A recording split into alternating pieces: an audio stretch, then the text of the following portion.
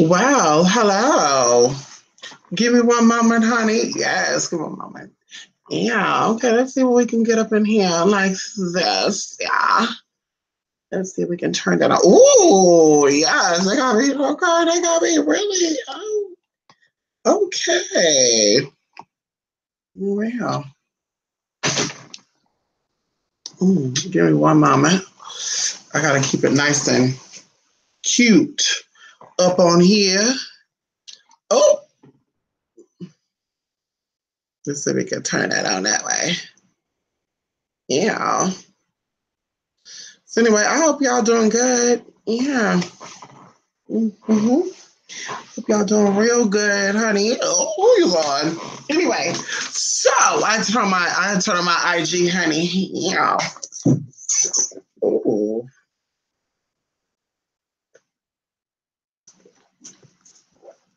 So I have a book right here. Love this book. This is a Zelda notebook from Walmart. Y'all know I love Walmart, honey.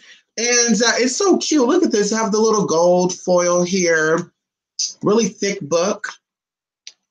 It has the cute little alchemy sigils here. You got a little bit of Druidism here. I just love it. It's not Judaism, Druidism.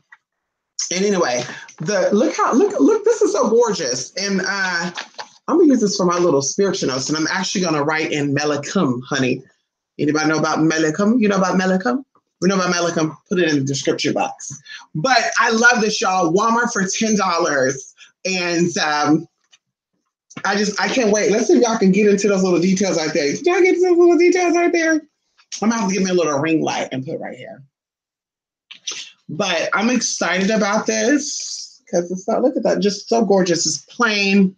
And I'm actually not going to write in these pages. I'm going to actually get like some little sticky tabs and write my stuff on these pages. And like I said, if you don't know what Melikum is, you will not be knowing what the fuck I write up in here. Who you doing? But anyway, I'm stopped by here for something very, very important. Come on, Jolly-El. Who you doing?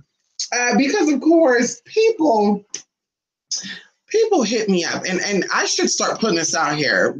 You know, I should start saying I'm a mental spiritualist, not a physical spiritualist. When you're a physical spiritualist, and we talked about this in my AOK class, and I believe my other classes, where we talk about the difference between magic, M-A-G-I-C, M-A-G-I-C, M-A-J-I-K, and M-A-G-I-C-K.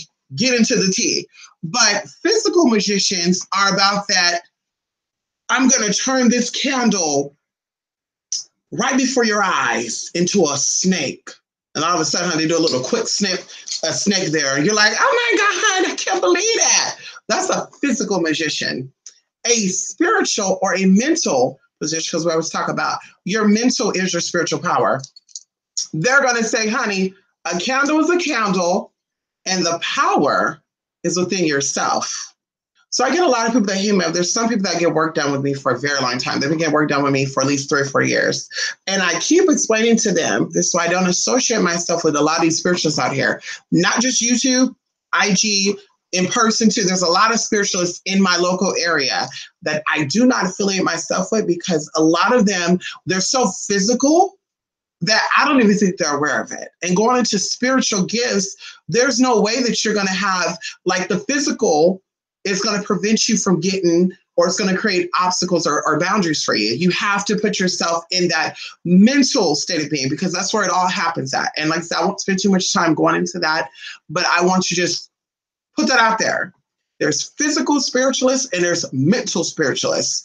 Mental spiritualists are, bam, let's get into it, bitch. Let me show you what we need to do. Let's hop on it.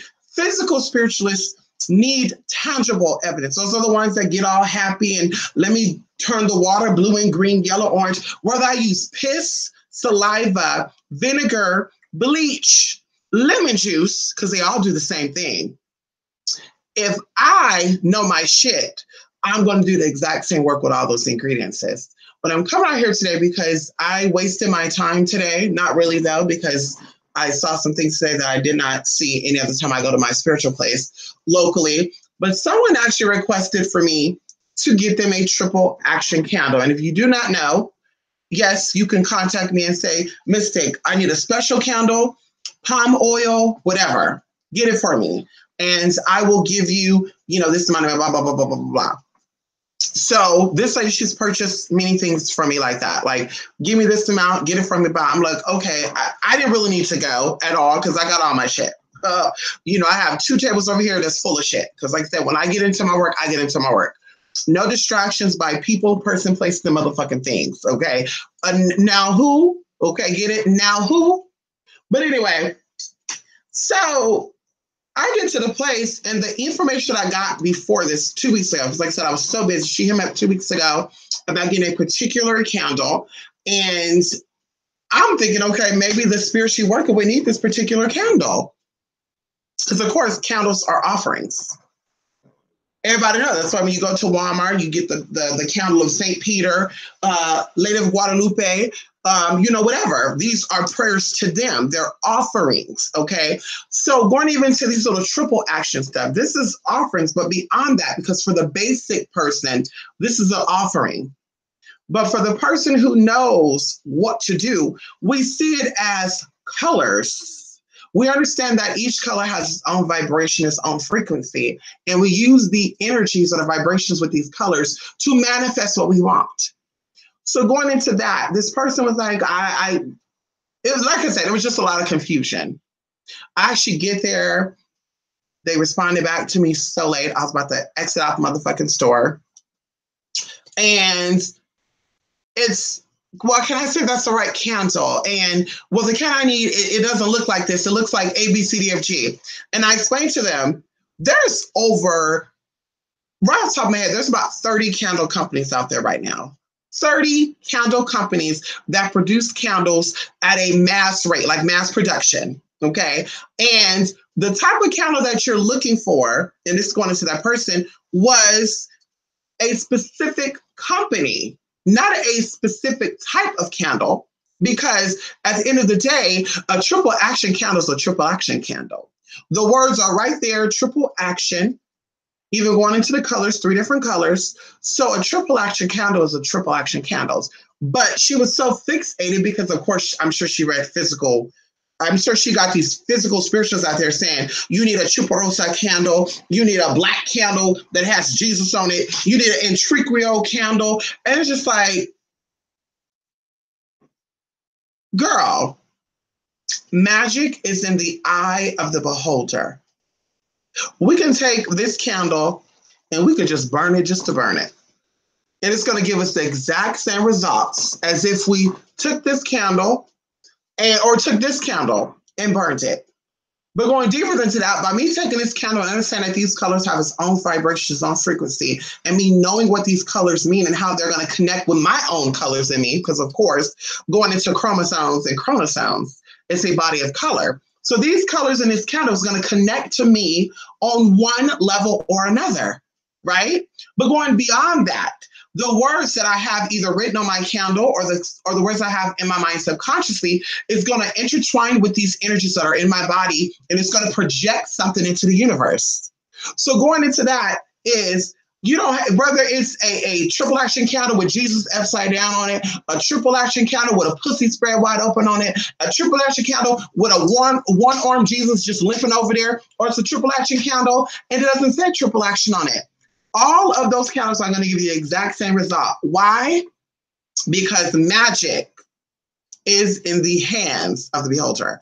What your mind could receive is what you're going to motherfucking perceive. Or we should say what your mind could perceive is what you're going to motherfucking receive. So I need you to get up out of that. If you want to do work with me, I need you to get up out that mindset, because it's not going to last. If you're doing work with me and I'm a spiritual person, not a physical person, because the physical shit, if we want our man back, we can go get his ass. You know where he at. Bitch, fly your ass over there to go find him. You want your job back, but you know how to get that job back physically. But of course, you decided to go into the spiritual, which is beyond the physical. So that's where you're like, listen, and Mystic, I need something spiritual. I need something physical, a mental, because I'm sick of the physical shit. I've tried, it has not worked for me. And like I said, if you're wanting that spiritual guidance, honey, and you want to work with me, you better get it motherfucking together. Offer classes, offer one-on-one collaboration, offer mentorship. There's so many services that are offered that you can find on my blog spot. 2aspirit@gmail.com, 2aspirit@blogspot.com. There's so much information. And if you're not ready for that, then like I said, you need to find another spiritualist. If you're still in that cat rabbit bullshit and we're gonna turn this, we're gonna open up this hat, we're gonna see what's up in here. Ooh, we don't need that. That endless bad bullshit. Like, girl, if you gonna play that shit, go hit up another spiritualist. So, of course, I did send her a nice little message. And I told her, I said, honey, a triple action is a triple motherfucking action. It doesn't matter if it's Jesus upside down, a square on it, a cube on it. Now, the type of candle that you bought was probably a Mr. Clover's, probably Mom and Pop candles, probably an indigo candle. That is the company's type. But Mr. Clover candle does the exact same motherfucker way as Mr. Fields, Mr. Cuckoo, Indio, Botanica, La Luz. It doesn't matter what the fuck you call it. It does the same motherfucking work because, bitch, if your power here is not up and up, if your mental game ain't there, bitch, you waste your money buying these candles. It's not gonna work for you. You waste your motherfucking money. And that's how these shops pimp you too. Because they got you thinking that you got to spend $40 on a candle when you can take your ass to Walmart and get a candle for $1.42 and they do the exact same motherfucking type of work. But you're getting so caught up in those games, those physical games, also known as manipulation, because, of course, people have mental power over you. When they try to manipulate you and control you, they keep the mental stuff to themselves to manipulate your mental, and they give you the physical stuff. So that's what you got to understand. So you've been getting pimped, girl, sister, spiritual sister. You've been getting pimped, girl. They've been having you paying for all this work and shit. Got you thinking that it's in the candle. I need a special candle. Is there a special type of candle? Girl, bye. Only thing that matters to candles is colors and what you got. Bitch, you can burn money candles all in day, bitch. If you're not, listen, let's talk about it. Because these motherfuckers got you thinking that you really about to do some shit. Girl, if you out here, let me just give you a good example of how this works. If you out here sleep with everybody else's man, okay, you got a neighbor next door, and you're like, bitch, fuck this shit. I'm about to go fuck her man, okay? And you do some work on getting that man, right? We'll just say that you getting some work on getting a man, but you're fucking with him, right? And you're doing work on him, okay? In your mind, if you knew that you had the mental power to get this man, you would only be doing spiritual work on him. Then you'll make him move. You won't be doing him and trying to get work on him. You won't be doing that. But because you're not in your game, you're actually doing the physical stuff, which when you do the spiritual shit, you open the door and the wife now starts to catch wind because, see, everybody got the spirit of discernment. Some of us have it more greater than others, but we all have the spirit of discernment. That's what keeps you alive. That's what makes you say when you're driving down the road, you know what, I think I'm gonna make a right instead of left. And then you find out the next day or a few weeks later that the same day when you were gonna go straight, a boulder came down the fucking hill and killed 20 fucking people. And you're like, shit, what happened? What saved me? That was the spirit of discernment. But going into that, you got caught up in that bullshit. So now the spiritual stuff could be hidden, but now you got the physical stuff to answer to. Which that bitch could be crazy. She come after you, she attack you. And you're like, well, the magic I got didn't protect me. That protection shit didn't work on me. Yeah, because for one, it was unjustifiable for one, or it was justifiable for number one. And for two, you left motherfucking tracks. So we know this. When you do spiritual work, you don't leave tracks. Just like I said, going into doing spiritual stuff, and you got to tell people, I did a money spell last night. I did a I fucked this bitch's shit up. You don't do that. And like I said, going into the witches, the Salem witch trials, bitch, motherfuckers like that is the ones that got hung. Motherfuckers that got to talk about everything. I'm doing a can't get your man back spell. And yeah, I just want to say this, girl. Now, something happened to you the other day, didn't it? Yeah. Well, I just want to let you know, I'm the one that did that work. Who does that? Who does that? Because like I said, in many, many parts of the world, spirituality is still illegal, including some states here in California, in America, excuse me, not California, in America. You got to be very mindful about what you do and how you do it, because they can still get your ass. Some people say, well, it's legal. Like one of the people was telling me, oh, you don't got to worry about showing your stuff on the work you do, because sacrificing animals religiously is legal now, or it's been legal for about a good, 20 years. And it's like, but if the police did not like you, okay, let's talk about this. If the police want to get your ass right together, bitch, take your ass shit on. We know that. There's a lot of people that are in prison and serving time for innocent stuff. There's a lot of people. So you don't think that they could just say, we don't like this bitch. Hey, let's say they don't. Hey, let's say this. Maybe they work with another spiritualist. They want to put you out of business.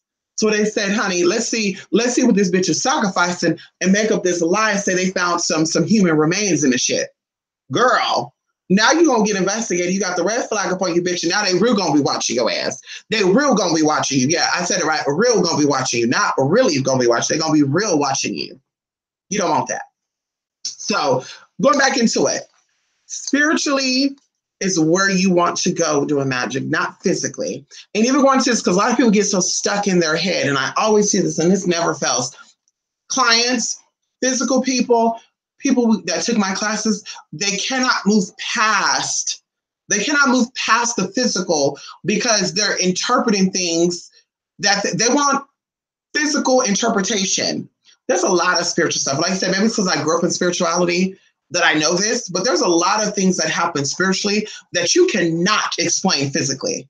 That you cannot sit here and say, oh, well, that happened because, no, there's a lot of things that you cannot explain because for one, we are in a forever expanding universe, which means that there's possibilities that are always manifesting. So everything cannot be explained, especially you being in this certain part of the universe, everything cannot be explained. So getting into that, that's going to fuck you up already. And like I said, a lot of people, they get into that.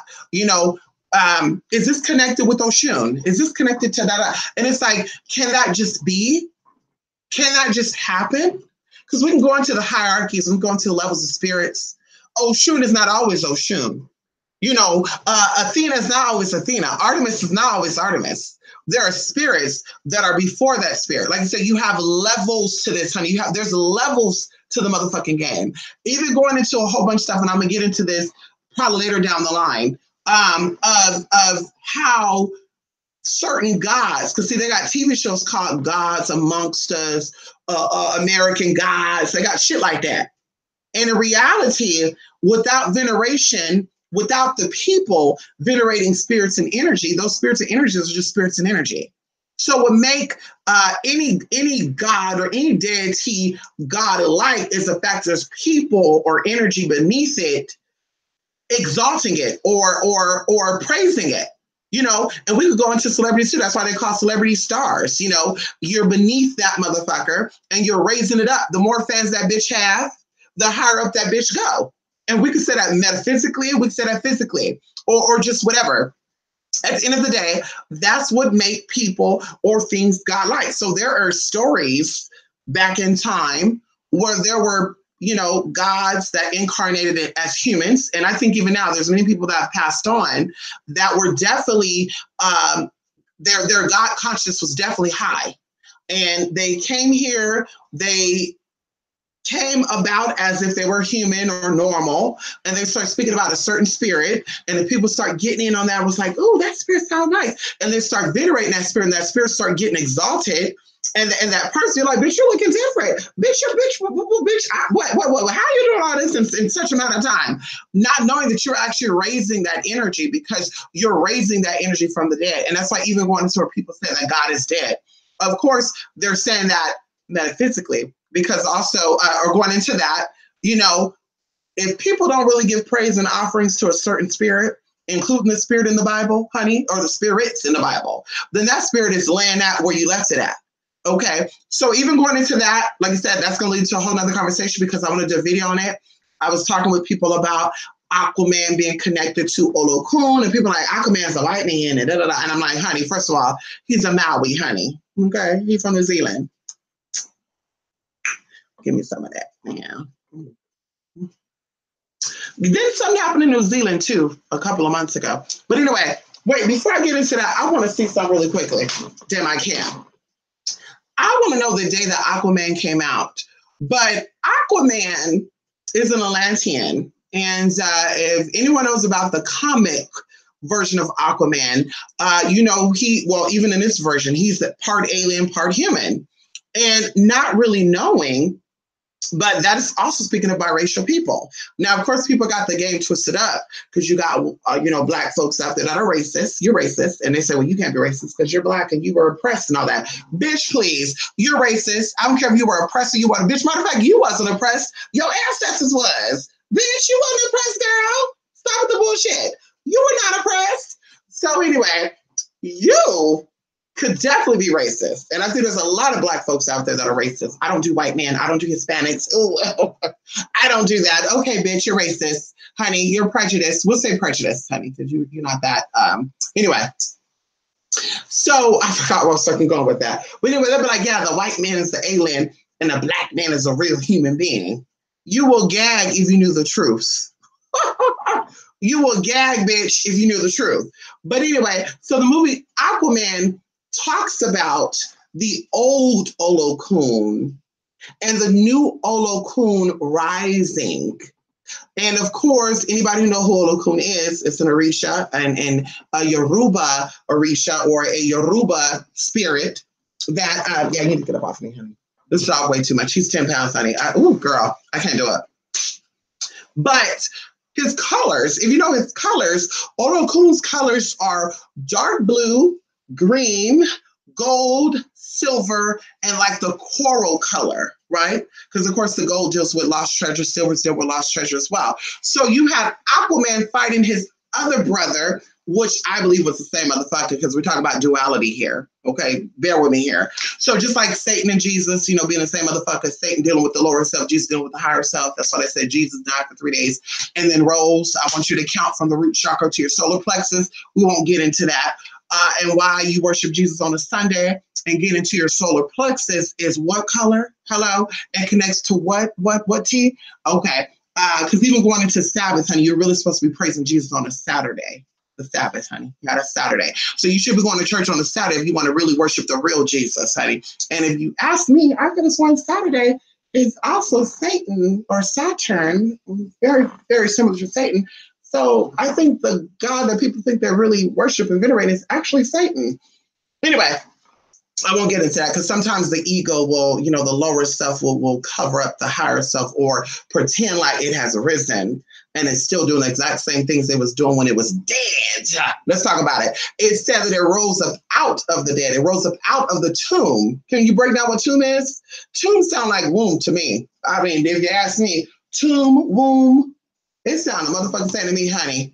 But anyway, I won't get into that. You also could put the T and W together and make what? Twom, tomb. Get it? Like twat, twissy, toop, toop, toop. Anyway, y'all not gonna get that. But so it deals with, Olokun and the old self, Olokun's higher self, which of course, back in the 70s, even before that, they didn't have, you didn't know who Olokun was unless you knew someone. Basically, it was word of mouth. You know who the fuck Olokun was back in the 70s, bitch, because they didn't have no internet. You Google Olokun. Who's the Yoruba? What is the religion? Who connects to Olokun? You can Google that. But now because technology, shout out to my sister, we got the goddess media. And we got the goddess Instagram, the goddess Facebook, So they introduced, the goddess Google too, because we had Ask Jeeves, honey, he was too weak. So Google said, let me get up in here and get them together, like googly eye. So anyway, so Google has brought us the old Olokun. And because you have new people venerating Olokun from all across the world, we have actually rejuvenated and reinvented Olokun. So that movie, Aquaman, talk about the old Olokun being shedded, because even when Olokun or Aquaman went down into the deep waters, and that whatever that was there with that trident, it was like dead. That was all metaphysical. And I've only seen this, I've been seeing the movie Aquaman, like literally like a week ago. And that movie just said so much to me. And then someone was like, well, if Olokun was Black and they had him portraying as Aquaman, then why was his mother white with blonde hair? And I'm like, well, let me just keep it real with you.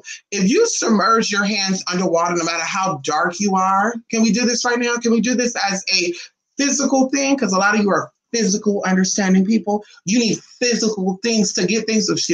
You need physical things to get your shit. I want you to take some water, sea salt water if you want to, Take some water, add some sea salt in it, place your hand in that water, let's say an hour. And I guarantee your skin is going to start to change. Not only is your skin going to start to get rimples and shit, because of course we're going back into, our ancestors, honey. We're very aquatic. We talk about the Nephilims and all that good stuff. I won't get into that because that goes to a whole bunch of stuff too. But your skin would actually get light. Anybody can do this. I've dated men of all different shades. I'm related to people of all different shades. And I've seen their skin get light. Even white people or very light people, their skin also changes. So going into that, there was a whole bunch of duality being played out in that movie.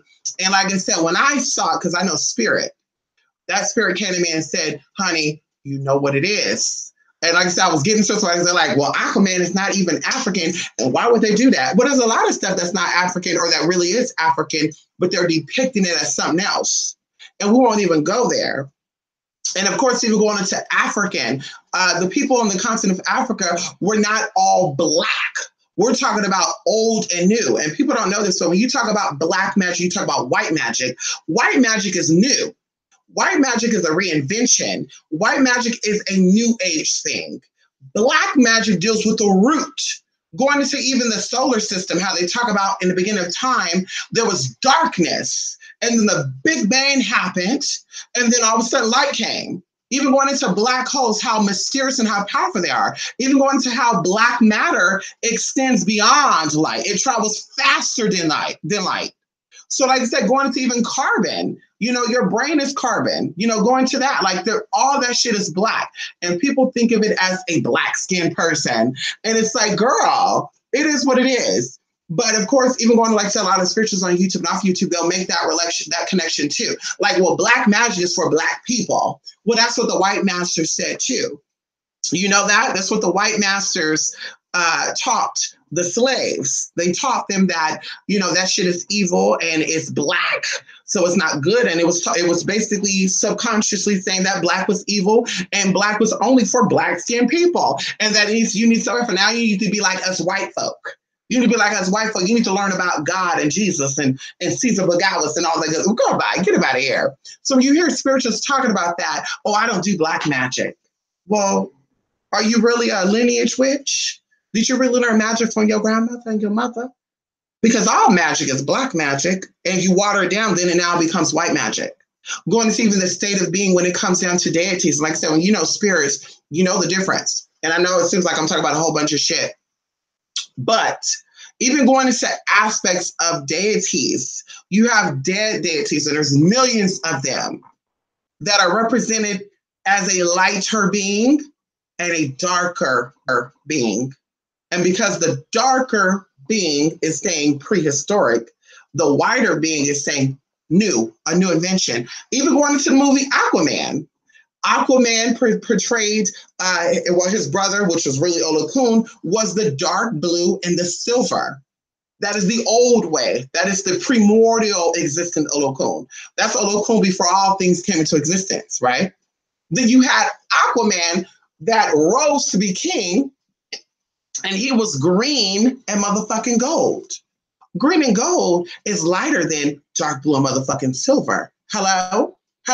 So with that being said, like I said, Olokun and Aquaman is the same motherfucking thing now. You can sit here and argue with me all day long. That's your understanding. I can't sit here and fight with you with that. But I'm doing this for a very, very long time. And when it comes down to doing energy and shit, bitch, I get my shit done. And it doesn't always have to be portrayed publicly either. But bitch, when you sit back and you watch motherfuckers get that tea, but bitch, what you're doing is really where it's at. But anyway, as I said before, you don't do magic to take chances. And that white magic, the new invention, the new talk shit tell you that magic ain't guaranteed. Well, it's not no guarantee that you're going to pay $3,000 to get work done. Honey, don't spend your money then. I'm telling you now, don't spend your money with nah bitch, nah hoe, nah bastard, because you got men out there too, bastard. You don't spend, okay, excuse me. Whew. Let me calm myself down. Don't get no work done with nah basset hound or loose mouth kitty cat. How about that? Can we do that? Basset hound or loose mouth kitty cat. That's gonna sit here and tell your motherfucking ass, give me $3,000, but ain't no guarantee the work we do is gonna happen. Are you ready to, girl, bye, you better invest that money in some damn property. Bitch, you better get some motherfucking coins, some real coins. Bitch, you better put that into a savings account for your children. Okay, that's what you better do with that $3,000. Because bitch, ain't nobody taking chances like that. Bitch, excuse me, ma'am, honey, hold up, ma'am. You want me to give you $3,000, and you're telling me it's not guaranteed? So what you gonna do with that $3,000 now? Is that guaranteed, girl? Huh? That $3,000, what you gonna spend that on? Your mortgage, so the mortgage is guaranteed. No, let me get this correctly. Because money is currency. Hello? And that's why I always tell people that the sex workers got it right. Prostitutes, strippers, porn stars, they got it right, bitch. Now you have some of them that gets sucked up and you know, they just look crazy. You got some of them, bitch, they've been doing it for years, but you're like, damn, girl, you getting young about a minute. Because they know how to do that energy. Sacred energy exchange, that's what sex is. But even going into that, so my currency, my energy, my money, because that's what currency is. That's my energy. That's my money because I worked hard for it, bitch. I put my shit into it and it came back to me. I put blood, sweat, and tears into the work. And that's why I got that as motherfucker. So I'm going to give you my hard-earned money, bitch. And you won't have a lavish life. You about to go get your new car. You going to pay for your son to pay his baby's mother, right? Child support. You going to go out there. You going to get your new lace front wig. You're going to go out there. You're going to get you some fake-ass voodoo costumes, but you're going to go on Amazon and get your little feather necklace and all that bullshit. But you going to tell me that my shit ain't guaranteed? So you're basically telling the bitch that my energy ain't worth shit. Because we know that the universe deals with energy and it deals with expansion. It deals with all possibilities. Because I want you to think about this for a minute and I'm going to be done. If the universe was small and short, everything that's happening in this universe, and I want you to think about this, okay? Because I've given this a lot of thought. I've sat back. I've spoke about this with people. Some people stay, some people say, bitch, what the fuck are you talking about? That's a little weird. Even like the act of dying, I cannot, you know, when people say you die and that's the end of it, it's just blackness and you don't exist no more. I couldn't even imagine that. Like, I can't even fathom that. Like, that's like dumb. Like, I'd be like, bitch, that's fucking dumb. We live for 100 years. And that's not really a lot because the universe is so many billions of years old or millions of years old. And me living for 100 years is not even 1% of fucking possibility. And the universe is filled with possibilities. But if you lived in a small universe where there was only just Earth, let's say that's just Earth, and the universe just stopped expanding, then the possibilities are limited, right? And I want you to pay attention to how science speak about spirituality. And even though a lot of scientists try to say they're atheists, they're just trying to say they don't think that anybody or anything is above them. They're trying to say I've outsmarted God. So now there's no use for me or there's no need for me to acknowledge that there's a God because I am God. That's basically what they're telling you. So if someone says they're atheist, it's really very narcissistic. It's very arrogant and very egotistical. And I don't deal with that. Bitch, I dated too many fucking atheists and they've all had their head up their own fucking ass. And I can't deal with that. You sound dumb every time you go, woo, woo, woo, woo, woo. Girl, bye, I'm done. Even when you have atheists that make fun of religious people, and I'm just like, girl, not to be funny, but the people that have this religious belief have lived longer than your belief system. They have birthed many nations, including your ancestors. So you're sitting here in only your, 10 years or 20 years of existence, and you're mocking a religion that's been around for thousands of years, and these people have sustained themselves without electricity. Let's talk about it. They sustained themselves on their own land. And now you're talking about, ooh, let's make fun of this shit. Okay, girl. Okay. But anyway, but the universe, because it is forever expanding, the possibilities that we could say that, the singular, the universe, the singular level of the universe, because of course uni means one, but it also means connected, if you don't know that. So multiverse, you know, that could be multiple universes, whatever, but still, universe is still the connection of all. It could be one or unity, connected, right? So within, if the universe is just singular, just to Earth, we say Earth, moon, the sun, that's what we can see with our naked eye, right? The sun, the moon, and Earth. We can't see the stars with our naked eyes. We can see some there, but we don't know what the fuck that is. Okay. So those possibilities are very limited. But once you start to understand that the universe is forever expanding, and forever moving. That means that the limited possibilities that you had within that singular universe are now starting to duplicate and or regenerate new possibilities. So this is why all things are possible. And this is why, magically speaking, when you come to a spiritualist who have the potential, who has the knowledge, who has the experience, because you gain knowledge through experiencing, who has the experience, could actually say, that's definitely possible, bitch. Because every millisecond, bitch, the universe is expanding. The universe is expanding within this time of this video. The universe probably expanded over 1,000,000 miles. So, bitch, that means that while we sitting here talking, bitch, you have millions of possibilities that you don't miss out on because you focus on the physical bullshit. You need to go get you a palm oil candle, and you need to make sure that it has the birds on it, and make sure it says Chupa Rosa candle on it. If it does not say that, you're not going to have no luck with the work you're doing. Bitch, please. What? If that was the case, then why is there 1,000,000 of candles out there? Hello? If that's the case, why is there many types of luck candles? Why is there many types of double luck candles? Why is there many types of love candles? Why is there many types of protection candles? Because, of course, as I said before, there's limited amounts or unlimited amounts of potential and possibilities out there. It is up to the experienced spiritualist to know which possibility or how you're going to connect to the closest or greater possibility. So either way, you have all these options in front of you. And when you limit yourself to a spiritual, to a physical, and I don't say, well, you got to have a triple action candle that has a cross on it, then you're also shutting down the possibilities, and you're also creating blockages in front of you. Because literally every time someone tells you you cannot do something, something is being shut down in front of you, especially you take that shit serious. If you believe and say, no, I don't care what you say, I'm going to do what I'm going to do. Or I don't care what you say, I don't need a triple action candle that has Jesus on it, as long as it's the triple action candle or a multi-layer candle, I'm going to do my word. Bitch, you have a limited amount of possibilities that are coming at you.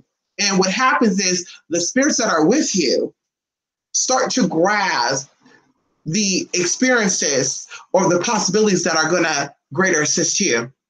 So this is why a lot of people, sometimes things happen quick for them. Like I know people, like I said, we get started on the work, and before the work is even completed, oh my God, you won't believe I got this, that, blah, blah, blah, blah, blah, blah, blah. And it's like, whoa. And then you got some people that are like, well, it's been 6 months and I'm not trying to say anything, but I haven't seen no results yet. Well, that's kind of odd. That's kind of odd, girl. When I do about 100 caseworks, we'll say every 3 to 6 months, 100 people come to me for casework. And out of those 100, 98 of them actually get their results within the time that I said they were going to get it. Just so happen you're part of the 2%. And then you start asking them, what are you doing on your free time? Well, I hang out with my friends and, I'm trying to manifest a husband, mystic, but my friend invited me to a college party and I fucked one of the guys on the basketball team. Okay, well, so, hold on. So you're asking spirits to bring you a husband, but you're settling for a one-night stand because you horny? And you're not even horny like that, girl, because horniness is really creativity building up. That's what horniness is. You have the idea to create. That's what it is. When you get that horny feeling, bitch, you could put that into sex and procreate a baby. That's why it's called procreation. Hello. You could put that horniness into making a baby. If you don't want to have kids, then you can take that horny energy, go work out at the gym, get ready for your husband, bitch. Do some work. I'm horny, but you know what I'm gonna do? I'm gonna do some work, mystic, for this man to come to me. Girl, yes. Why do you think people become celibate? It's not because it makes them look good. I'm celibate. I haven't had sex in 2 years. Like, bitch, that don't make you look good. It may make you look like you don't get none at all, that you can't get none. But I'm gonna tell you this. Your spirits is like, bitch, you know what? You're putting all that energy into you getting what you want, and that's how you're gonna get it. So I'm just saying, honey, if your actions ain't matching up with the shit you're doing, then you're not gonna get your results. Oh, you know what? I want to break up my man and his current girlfriend because she kind of stole him from me, and I want to break them up, mystic. So let's do a breakup spell first, and then we're gonna do some work to connect us. Okay. And then all of a sudden, while we're doing the work, You grabbing your phone. I gotta check on something really quickly, girl. And you flipping through his Instagram, checking on see who is he still talking to the girl? I don't know. Or some of y'all try to be slick too. And God watches everything, honey. Hello. Where the sun shines and where the shadows grow, God sees it all. So you sitting here talking about you wanna break it up, but yet you don't trust the work. So you have to be convinced physically that they're breaking up. So it's let me check. Spirits don't work like that. Mine don't. Now, if you find the spirits that their spirits work like that, be my guest. Please go get work done with them. We're not going to be bothered by that at all. In fact, I prefer that because, I like people that's going to be cooperative with the work and that really want to get work done because I'm really putting my shit on the line for that. Each time I do work, and that's why I get so irritated with people because people think I just get irritated because I'm just irritated. I get irritated because, bitch, I really do put myself on the line to do work for people because you could be potentially someone writing a review saying, my work didn't come through, but you're not telling the world that you didn't do your part. You're not telling the world that while I was up doing my work, you were out here fucking, sucking, spreading it wide, honey, having fun. Oh, I was partying last night. I was drinking it up. What? So you use your energy on drinking and smoking and fucking instead of using your energy on getting your work done? Are you serious? Bitch, the last time I checked, you don't get a degree just by showing up to school looking pretty. The last time I checked, you don't get a degree, just showing up. I'm going to show up. Matter of fact, the last time I checked, you don't get paid at your work just showing up. You got to put in work to get paid. You got to go to school and put in work, book work, to get your motherfucking grades and your motherfucking degree. So the same thing with magic. It's the same motherfucking thing, honey. You have to put in motherfucking work to get results. If you're out here saying, Mystic, I'm trying to heal myself, can we do some healing work? Because the doctor said I'm pre-diabetic. And when I ask you, so what you been doing for the past week? I've been having white rice. I've been having cookies, Ho-Ho's, Twinkies. We went to McDonald's the other day. I got 3 chocolate chip cookies. I went to Starbucks. I got me a caramel macchiato. So you think that spirits are just going to come in and heal your body, even though you put all the sugar in your fucking body? You think that spirits going to come in and reverse that shit? It doesn't work that way, girl. It does not work that way. But a lot of y'all think that because maybe these YouTube spirits has got you thinking that. Well, don't care what you do. As long as you get a candle, it's going to work. Get you a candle, everybody, because the candle is the answer to everything. You just take your candle. You're gonna pray over it, hum, num, yum, num, huh, and you're going to light it. And if the candle turned black, that means something is up. If the candle is clear, that means you're going to get your results. Well, I want to ask y'all this too. How many of y'all have ever burned a candle and it's been clear and you still got what you fucking asked for? Hello? How many of y'all burned a candle that turned black, but you still got what you asked for? Can we talk about it? Because you did more than just burn a motherfucking candle. As I said before, this candle could have been frozen. This candle could have dropped. Hell, maybe the wick is bent to the side a little bit. Who knows? But anything could have contributed to your candles burning incorrectly. And because you are a physical, spiritual person, you're not understanding that. Because you're physical, you're working by what your physical eyes can see. And I talk about this. The Bible is the greatest tool for any spiritualist. Not just the Bible, the Quran too. If you understand the Quran, you know Arabic and all that good stuff. But it's the greatest tool you can have because it literally say you walk by faith, not by motherfucking sight. If you got to see the man, we just did the work. So if I don't see him, stop talking to now, Misty. I know the work didn't come through. Okay. Well, when the work doesn't come through, don't tell me that I didn't tell you so, because you're attracting for the work not to work. That's what you're doing. You're attracting for the work not to work. You're attracting these spirits in and they say, bitch, we're going to make sure it ain't going to work then. How about that? Oh, Mystic, I know I'm not going to get this shot, Mystic. I know it's not going to work for me. Oh, I know. Okay. Well, when it really doesn't happen, don't you hit me up. And I kid you not, I keep my emails too. I don't delete my emails. I keep my emails. I delete emails that have pictures and stuff on them. But anything outside that, I keep those motherfuckers. A lot of people that come to me and years later, they be like, Mystic, I don't know what's going on. Or we're doing the same work over and over. And it's like, because you're not understanding that it's not a physical process. The physical aspect of it has now stopped outside of the door when you came knocking on my door. When you called me or you messaged me, you've come to my house. I've opened the door for you, and I'm telling you, leave your bullshit at the door. You coming with that bullshit, bitch, I'm gonna cluck you upside the head with this damn candle. And I will do it. That's some of my people out there, bitch. I will definitely cluck you upside the head with a candle. And I don't mean physically. I mean spiritually, bitch. A lot of y'all done got hit up with a damn candle. Ask. But anyway, so I would say leave that shit at the door, girl. You done the physical shit. Now let me tell you, but like some of y'all, you do the physical, spiritual shit, and y'all still do the physical shit, bitch. And I just looking at it like, bitch, what do I get myself into? I could have been using this time spending it with my family. I could have been using this time finding me a husband and getting married. I mean, bitch, I could have spent the money that you sent me if you wasn't going to do the work, and I could have donated it to St. Jude or something. I could have went down to the local hospital and bought children for the toys for the children.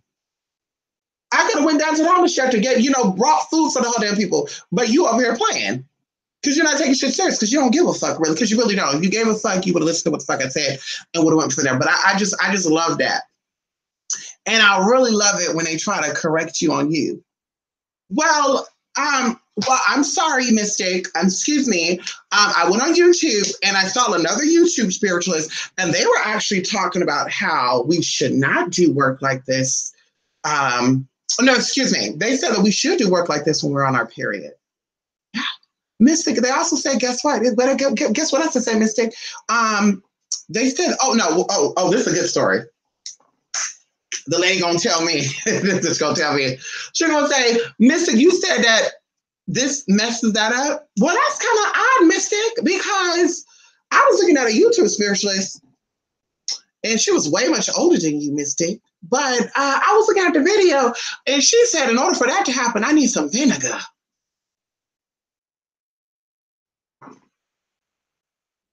Well, let's say if your great-great-grandmammy was broke. She didn't have no money. She couldn't get no vinegar. She couldn't get no bleach or nothing. All she had was urine. Let's just say that. All she had was urine. Okay? Because last time I checked, urine has metals and ammonia and all that good stuff in it. But by the way, all she had was urine. Are you telling me that what she was doing wouldn't work because she had no ammonia? Hello? Well, Mystic. I'm just saying that. I think it's different that you said that I don't need that, but they said I do need it. Well, the next time that you get work done, then you need to hit up that spiritualist, then, bitch, because you don't go to McDonald's and ask McDonald's why they don't make their double patty sandwich like Burger King. Do you do that? Huh? Hello? What? When you go to Starbucks or Dutch Bros, honey, you don't say, wait, hold up. Starbucks don't make that shit like this? What's up in this? You don't do that. And another thing, too, before we done, I don't do IOUs when I do casework. If you want me to do your work, I need my money in full. If you can't afford $100, $200, $300 for some work, please hit up somebody else. Because at the end of the day, honey, we don't do that. A lot of, people get into that. Other spirituals do that because they just need it for the money. They in it for the money. There's a lot of stuff I can do for money. Hello? There's a lot of things I can do for money, honey, including having your daddy as my sugar daddy on the side. I definitely do that, bitch. Hold on. Sing your daddy over here. I'll show you, bitch. But anyway, I'm playing. But I don't do that IOU shit. Well, I mean, I know that I'm Mystic. I know that, that you're saying I need $120 for that. But all I got is $100. Can you work with me? Okay, so the work you want done, I'm going to spend about $80 on supplies. Okay, and then, of course, I'll be doing this work for about 7 or 8 days. So I guess you want me to do this work for free then, huh? I guess you don't want to give me the money to cover your supplies, huh? I guess fuck my time. I guess fuck my time and fuck what my spirits need to, huh? Huh? Hello? Okay, so the next time you come with me with that deal shit, why don't you go work at McDonald's for free? How about you give me your job information so I can call your job and say, guess what, bruh? Sister, blah, blah, blah, want me to work for free. She don't want me to cover the supplies. So how about you pay her enough to cover the taxes? So she'll be working for free too. And see how you like that. Fuck the protesting. Y'all done protesting the PG&E, the bus, and all that shit. Fuck that. Work for free. Because some people think that spiritual should work for free. Fuck your job. Fuck your time. Bitch, work for free. Get on that bus because God put you here to help other people. So get on that bus for free and you drive them around for free. You teach any people out there, there's millions of people that need electricity in this world, and you need to just go to work and shut up and work for free because people need you. You know, fuck that shit. God gave you life for you to work for free. How about we tell this to the gas price too, because the gas price is $3.51 a gallon here. How about you go ahead and call the gas deliver people and the gas station and say, listen,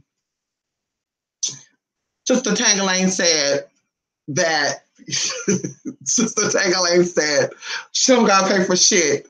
And I think it's fair because what's good for the goose, good for the gander. I feel like because she said she don't gotta pay for shit, and I'm just gonna do the work for it. And I'm just saying this as an example. But Tangling didn't get the work for me. You know what I'm saying? Tangling no. Anyway, but yeah, so Tangling said that she didn't have to cover anything but the supplies. So how about this? How about y'all just charge us enough gas to cover your time, if that? Because bitch, I think if gas was $1.29 a gallon, I think they'll still get their profit because you're gonna have at least 50 cars a day fill up at $1.29 a gallon. And I have 19.2 gallons in my car, so that's $20 for me, bitch. 1,000 people at $20, bitch. How? Come on now.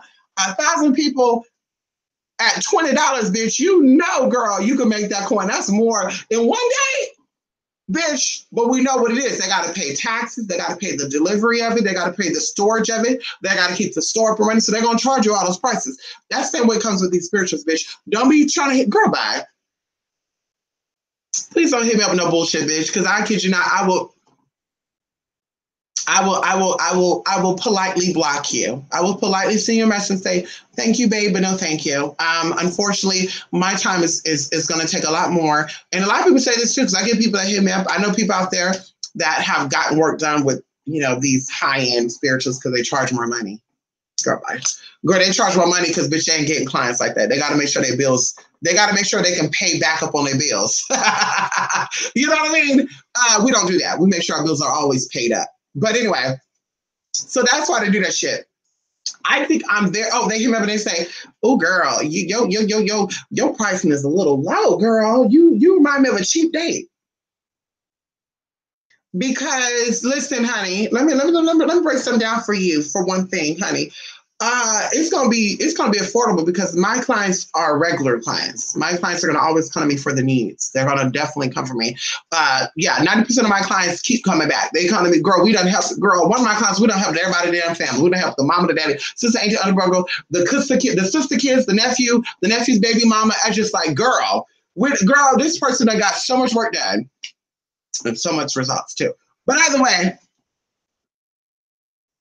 that's why we low. If we charge $3,000 for some casework, the woman with children can't afford to get a order. And don't let her trick you because children are expensive. So she can pay for $3,000 worth of casework. She's definitely giving government assistance. And I feel like you're doing something. You're doing something crazy and illegal, and you're contributing to the conning, the fraud.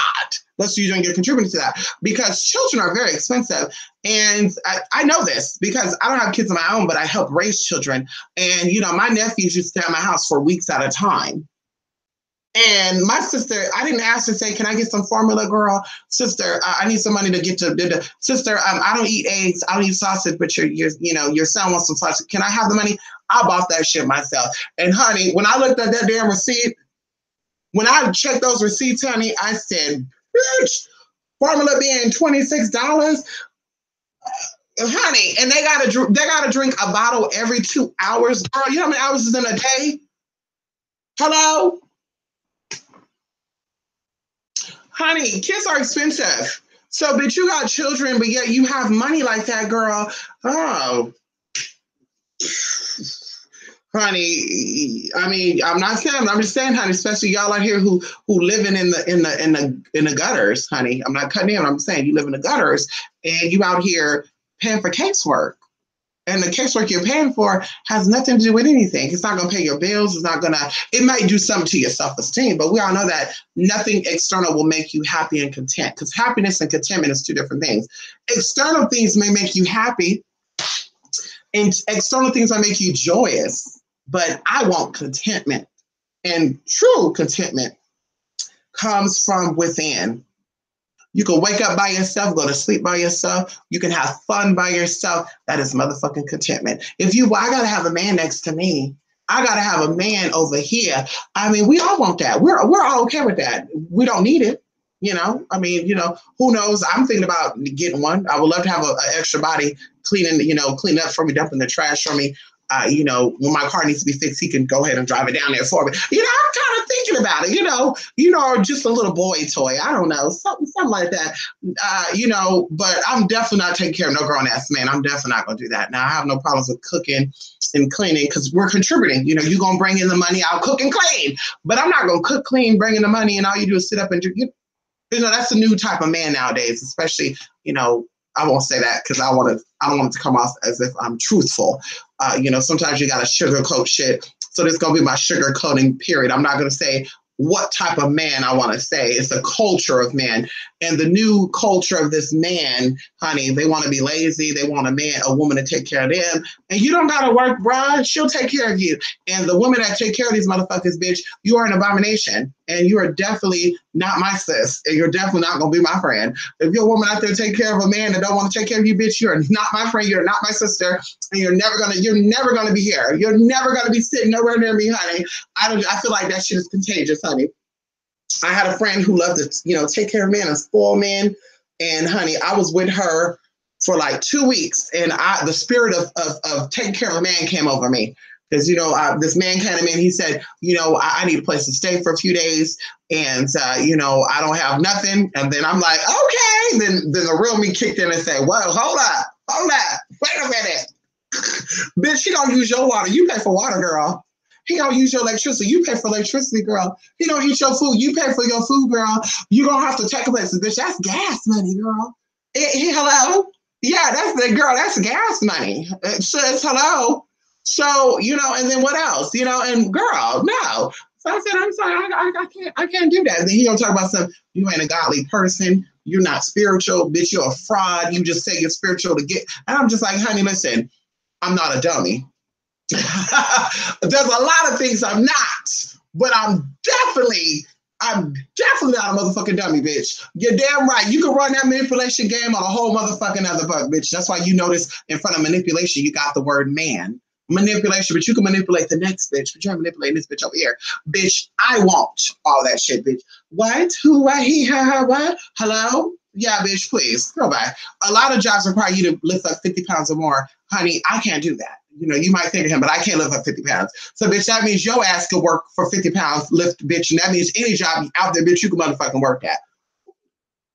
What the fuck I look like? Yo, mama probably took care of your dad, and that's why you a bum ass nigga, and that's why she was a bum ass bitch, because she had multiple. She stayed home, she took care of y'all while this nigga's out here fucking and sucking on everybody who gave it up to him, including niggas. So now that's why you a chump, and we don't deal with chumps. I like man. I like a man, and a man to me, there could be a woman that's a man. There's a lot of stuff out there, honey, that are very masculine, manly. I got no problem with that neither. But I feel like a man is masculine. A man will do things. He likes to get down and dirty, bitch. He don't mind breaking bitch, fuck that. He don't even got nails. He don't mind breaking anything. He don't mind breaking his wrist neither. Not this type of wrist, but he don't mind lifting shit. He don't like getting his hands dirty. It's the type of man I like. I like that because I like to keep my hands nice and soft. I don't want to be out in the climate, the polluted area and doing all the shit. I want him to do that. What I look like throwing a man over my damn back and shit. What I look like out here working and breaking my nails and shit for a nigga. Bitch, please. And hello, and you're not my husband either. If you were my husband, that's a whole other story. We can compromise. But you just a man that we got nothing I can get your ass for. Oh, bitch, please. Bitch, you the dummy, not me. Bitch, you the dummy. You the dummy, girl. You the dummy, sis. Ah!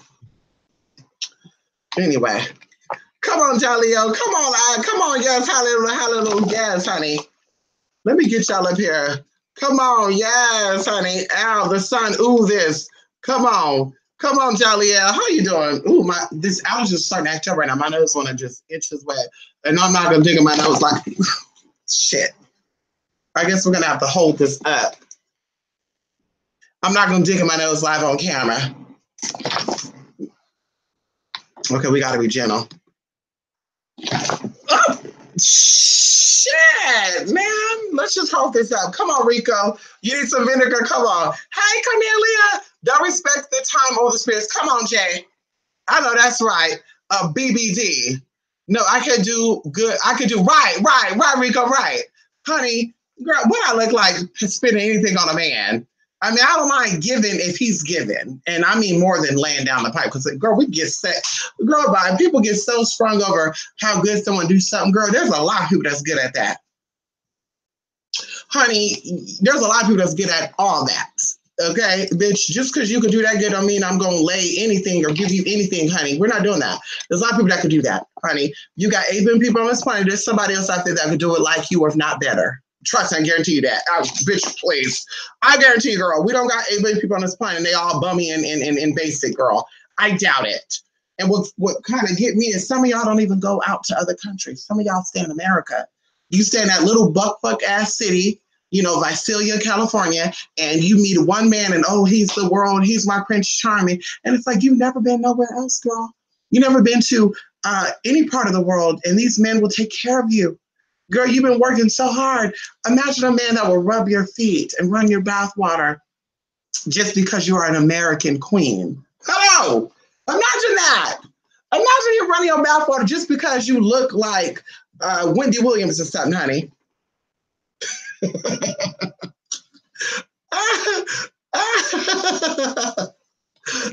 nothing wrong with no Wendy, honey. Hey, Auntie Wendy. Hey, I seen Auntie Wendy at Walmart, y'all. Wendy, are you watching me? Wendy, give me a call. Wendy, I won't tell nobody. I don't care for I'm not into proposing either, honey. Let's twin it out, honey. I got some good hiding places, Wendy, and I got some people in the industry, Wendy, out there in Jersey that will hide us. I'm telling you. You coming out here to California too, Wendy. Anybody gonna know? Anybody gonna know, Wendy? Take the blonde hair out, put some black hair on, cover up. Guarantee you, girl, we go to Walmart and we buy you some cheap ass sweatpants. Wendy, I love the Walmart sweatpants too, girl. Wendy, I got like 5 pairs of Walmart sweatpants. And we can just, girl, just want to know. Just if you're gonna bring one of your security guards, Wendy, make sure it's not the one that's loud, because people know that person. But you come out here, and I just feel like you need a good hug, Wendy. Can I hug you, Auntie Wendy? Honey, who you doing? I don't know how much hugging we could do, honey. We both were part of the big titty committee.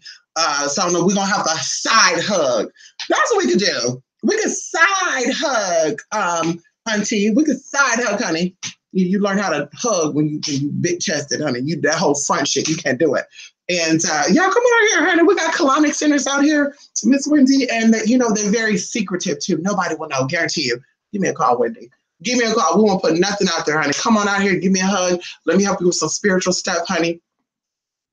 And you could bring little Kevin too. Yes, you can. Mm-hmm. Hey, cuz Kevin. Hey, cuz. Yeah. Mm-hmm. Anyway. Come on, CJ Taylor. How you doing? Come on, CJ Taylor. Hey, Jay. This title is cracking me up. I know that's right. We also have my cousin as a physical spiritualist. He doesn't practice magical because he knows about spirit, but he equates it heavily with the physical, like saying politicians and businessmen are magi. He just get us together, honey. Yes, honey. Come on, Tracy Brown. Yes, honey. Ow. Yes, come on, Little Mara. Who you are? Yes, honey. Little Mara, you be trying to play in the shadows, honey. I'm seeing you, Little Mara. Little Mara, listen, you gonna make me pull out my LaToya Jackson magnifying glass, honey. Little Mara, I see you down in that deep water, Little Mara. You got me pull out that damn shade, honey. Where's my damn magnifying glass? You gonna have me?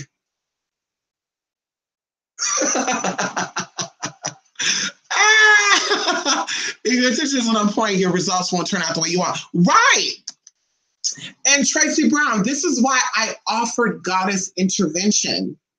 There's a few people that benefited from that because they actually signed up for it, and they're like, hey, you're not a psychologist. Why are you offering goddess intervention for? And I'm like, listen, goddess intervention is a personal approach to preparing your mind for the results that you're expecting. A lot of us could speak that game. I'm going, I want to, I will, But if your mind is not seeing it or your actions is not meeting up with what your thoughts and ideas are, it's never going to happen. Everything that I've manifested in my life, there's a lot of things I manifested publicly and privately. I've manifested it through having the idea, this is what I want, and actually connecting myself to it, whatever that means, connecting myself with that idea. And then me actually saying, I'm not going to do this because this is going to happen. This is going to happen. And they'll be like, girl, I have friends that were like, you crazy. I have friends that tried to work against me. They were not doing no work, but they were speaking it. Oh, you shouldn't do this, honey. I'm nervous. I'm scared. And I'm like, everything in life is a stepping stone. And if you don't step outside of your comfort zone, you're never going to manifest. Everything in life is about manifesting. Everything that you manifest is about stepping outside your comfort zone. If you're trying to get blessed and you're only into a certain type of person, a certain type of thing, that is called narrow-mindedness. And nothing new happens. Nothing out of that refreshes itself.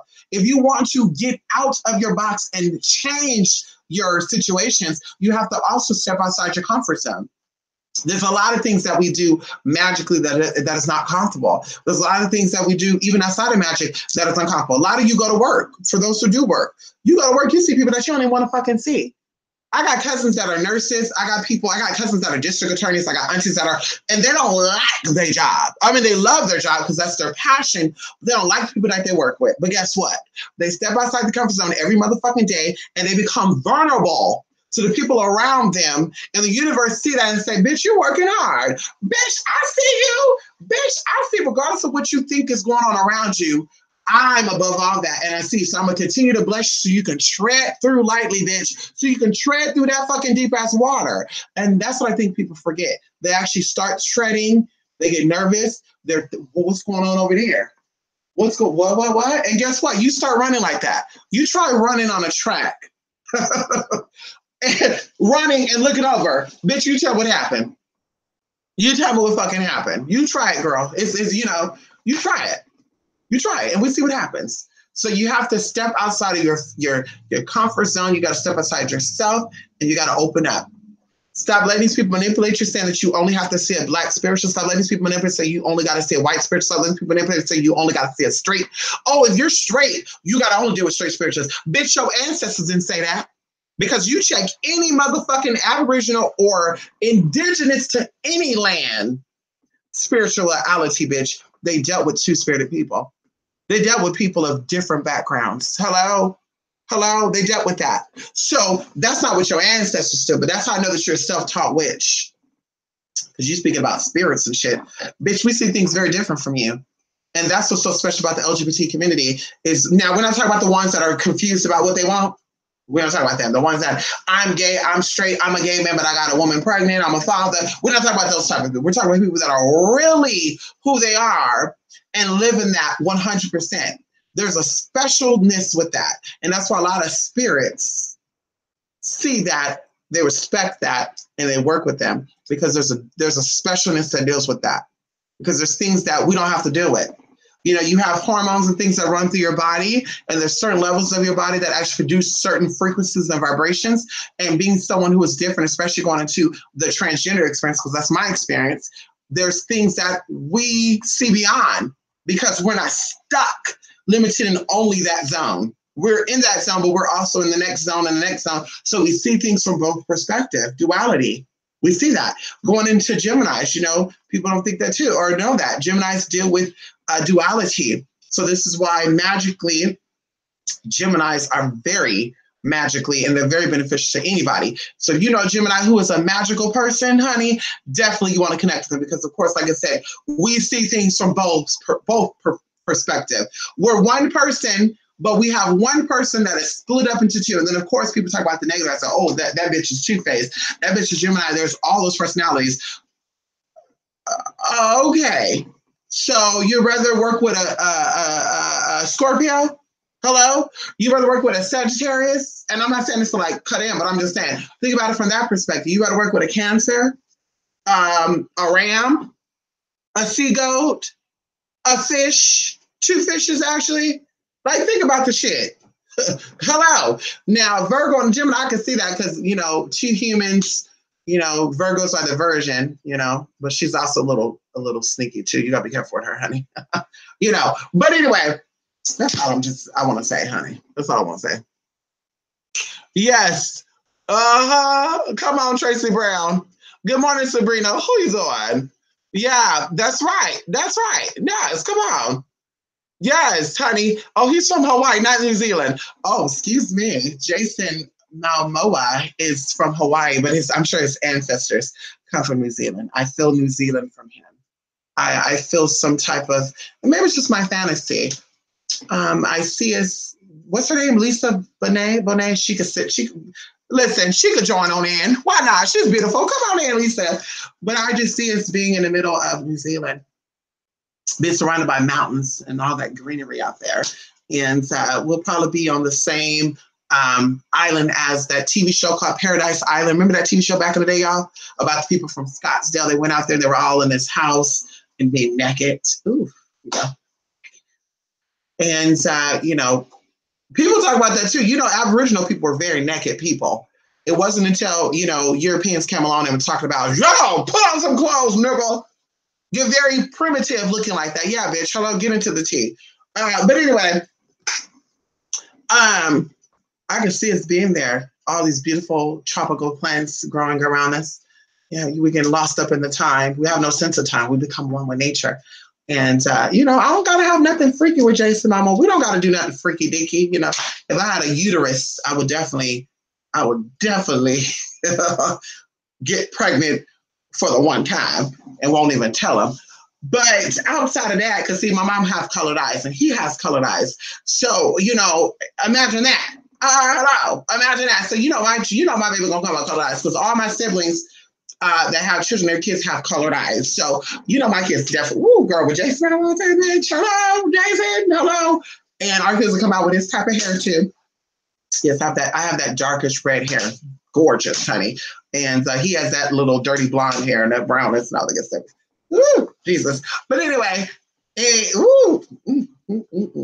I'm just fantasizing a little too much over here, honey. Ooh. We can have magic. We could do some magic over there, though. I just rub them down, get some coconut oil. Love coconut oil, honey. Rub him down with coconut oil. Put some lemon verbena on him. He looked like he smelled like lemon verbena. Rub him down. You know, rub down all those tattoos that he got over there, and just he'll be like my Adonis. You know, why not? What bad? You know, we don't got to get freaky. I'm okay with that. Just being in his presence, smelling him, feeling him. Yes. But of course, I don't chase anybody. So unless he look over here, bitch, I will never initiate anything. I'm not PMing him. I'm not looking him up. I'm not going to stalk him on Instagram. I'm not doing none of that, honey. No thanks. If he wants it, he know where to hit me up at 28spirit8 mystic or 2spirited mystic on Instagram. Hit me up. I don't share my DMs with anybody. Yeah. That's right. Olokun, the Orisha of the subconscious mind. How you do? Yes, Olokun was considered royalty too, going into Aquaman being prince. Right. Also, Aquaman, like I said, had a gold suit on with scales. And we know what scales mean. Mermaids are very magical beings. You know, merman. You know, we talk about even the Mormon religion. You know, people don't even know what that means. I was, people were trying to recruit me to be a Mormon. You know, believe it or not, y'all. Like, girl, I met a lot of spiritual people. They were trying to recruit me to be a lot of things, honey. Jehovah's Witnesses, honey. And I just said, bitch, that's not for me. That's not for me. I can't do that type of tea like that. I need something that's freeing. I need something that's going to ignite my spirit and something that's going to make my heart grow. Because it's about that. I want my heart to grow, for the rest of my life. I want to always be connected with people regardless of their background. And I know religion don't let you do that. Religion very much shackles your ass down. And it tells you cannot deal with certain people. And I don't want that. I want to deal with people from all walks of life. I want to be able to hug people from Laos. I want to be able to hug my people from Cambodia, my whores. I want to be able to, hug the pimps, Satanists, Christian men and women, the Pentecostal, the hijab wearing. I want to be able to hug everybody and be able to sit down and feel comfortable still. Not, ooh, girl, I'm only being nice because I gotta be. But in my mind, I'm thinking, ooh, girl, my religion says that I shouldn't like you because you're nasty. You're a defile. You're an abomination. Like, I don't want to have that thought going through my mind. So I'm about spirituality. The spirit will go on regardless of what religion you are. When you die, bitch, you still gonna exist. I don't care if you're a Christian, Buddhist, ask some people, kiss the ass, and then, bitch, it doesn't matter. You worship the waters, the moon, the sky, but I don't give a fuck, bitch. When you die, you go on, bitch, you gonna still exist. Now, where that level of existence take place, that totally depends on how you open your stuff up. I think the reason why people teach about being narrow-minded, because of course they keep you stuck. The more you open your mind, the more your heart is open, and the more you manifest. And manifest is not always about money. People think that's about money. It's not about money. Building healthy and strong relationships and friendships, that's wealth to me. Living life and existing beyond just saying, well, I have friends, but they're all like me. That's wealth to me. Like wealth, nothing could buy wealth. Wealth is, I can't even explain that. But wealth to me, that's wealth because that is forever flowing. Right? That is forever flowing. So that's what it's about me. Wealth, keeping my relationships, establishing real healthy relationships, and having that for the rest of my life because we all need support. And that's what it's about. A lot of people don't care about that. They care about, this type of support or, can I get some? I need it. That type of support. But you don't need that shit, honey. Hold on, y'all. Hold on.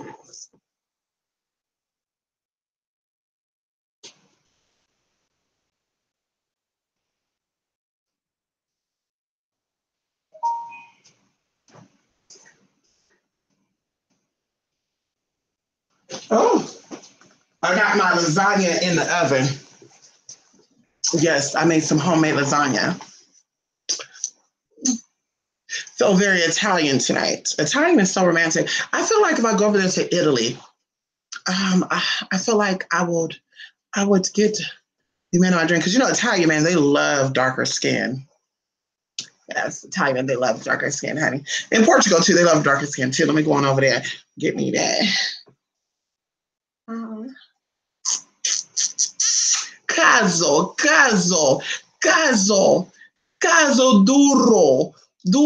duro, caso. Anybody know Italian, you know what I'm saying. Come on, Rico. Yes, honey.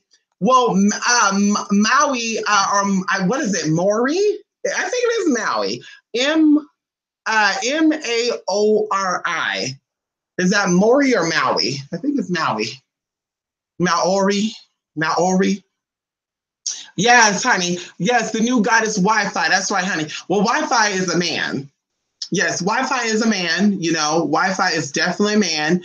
But I feel like Y is a man and Phi is a woman, so they come together. You get that right there? So you got Wee Wee and you got Fifi. Wee Wee, we call him Wee Wee because he's always trying to connect to something.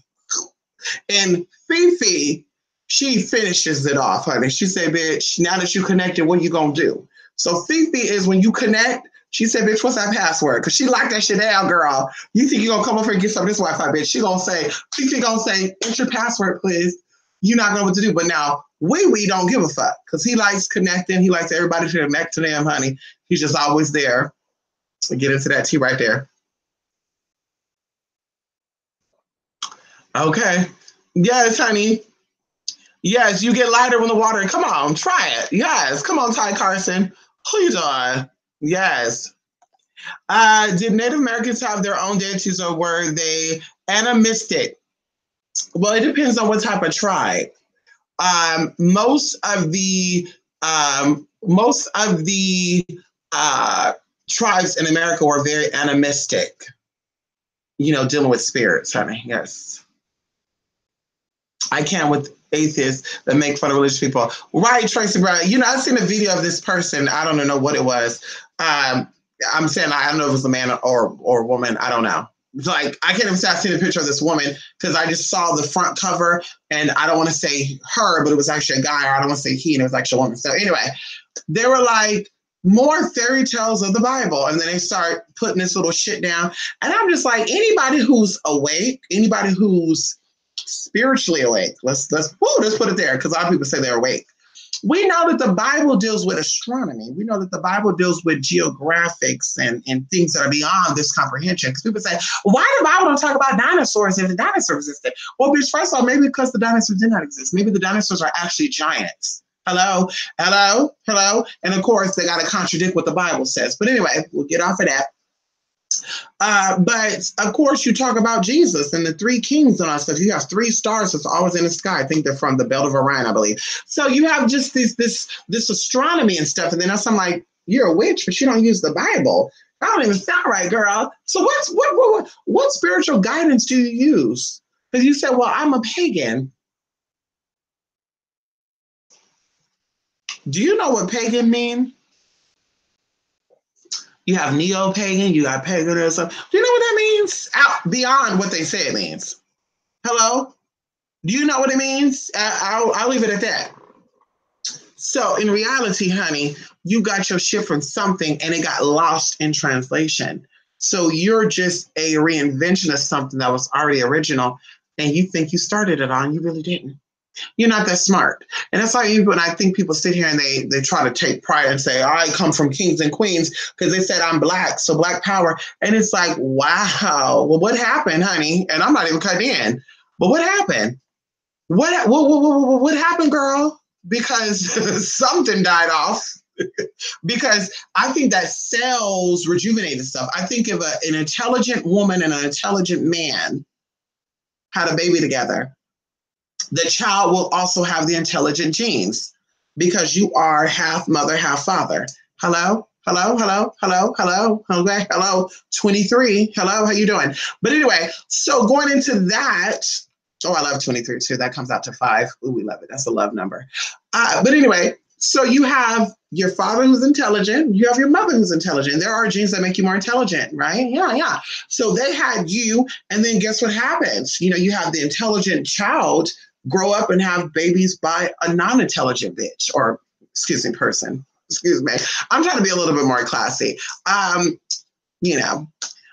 So, of course, they have babies, and then the baby's half smart or intelligent or a genius and have not so smart, not so intelligent. So then that child could have embraced this intelligence side, but it didn't because, of course, it let motherfuckers say, bitch, you don't have to do that. You lag. You why? You better than them because you white. You better than them because you black. Because it goes both ways.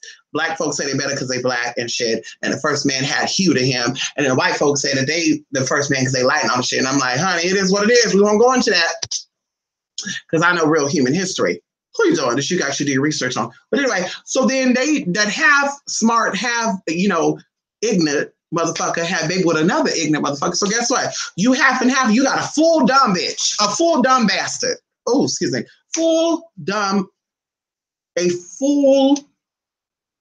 A fully incapable person. There you go. Someone who does not have the capacity to withhold, or the audacity. Hello, the audacity, who does not have the audacity to maintain itself on anything higher than foo, I'm horny, let me stick it in something. Hello, or let me get stuck by something. Hello, let's talk about it, girl. You could put that horniness into some other shit. But so now you got half and half and full something. So which thing, the full something gonna take over the half and half, or I mean, what do you think? This full motherfucker came in. Okay, let's talk about it. If a full motherfucker came in and had babies with a half and half of something, motherfucker, you think the kids are gonna come out more of the other half of the motherfucker, or they're gonna come out with 75%, or they're gonna come out with the 75% gene of the stupid shit? Okay, so that's what happens. So it's not about a race thing, because like I said, if there were black kings and queens, which there were, who were their servants? They had white people being their servant. They had Asians. They had, not so much they had other people that were like them being their servants. So unfortunately, not all you people were kings and queens, unfortunately. Fortunately, but unfortunately, because I would hate to see some of you motherfuckers being any type of ruler. I mean, just no common sense at all. I would hate to see it. I would hate to see, oh girl, I would hate to see that, honey. I couldn't imagine at all. I couldn't, honey. A bitch would rather invest in some penis than an education. I couldn't see that. I really couldn't. A bitch that would give her all to make sure she get a man back, or a man that would give his all to make sure he get a woman back. Let me stop saying be and all that, because I like to use that word. But a man who's going to do everything to get this woman back, including give up his job, and a woman that's willing to give up her job to get a man back, that just doesn't sound right to me.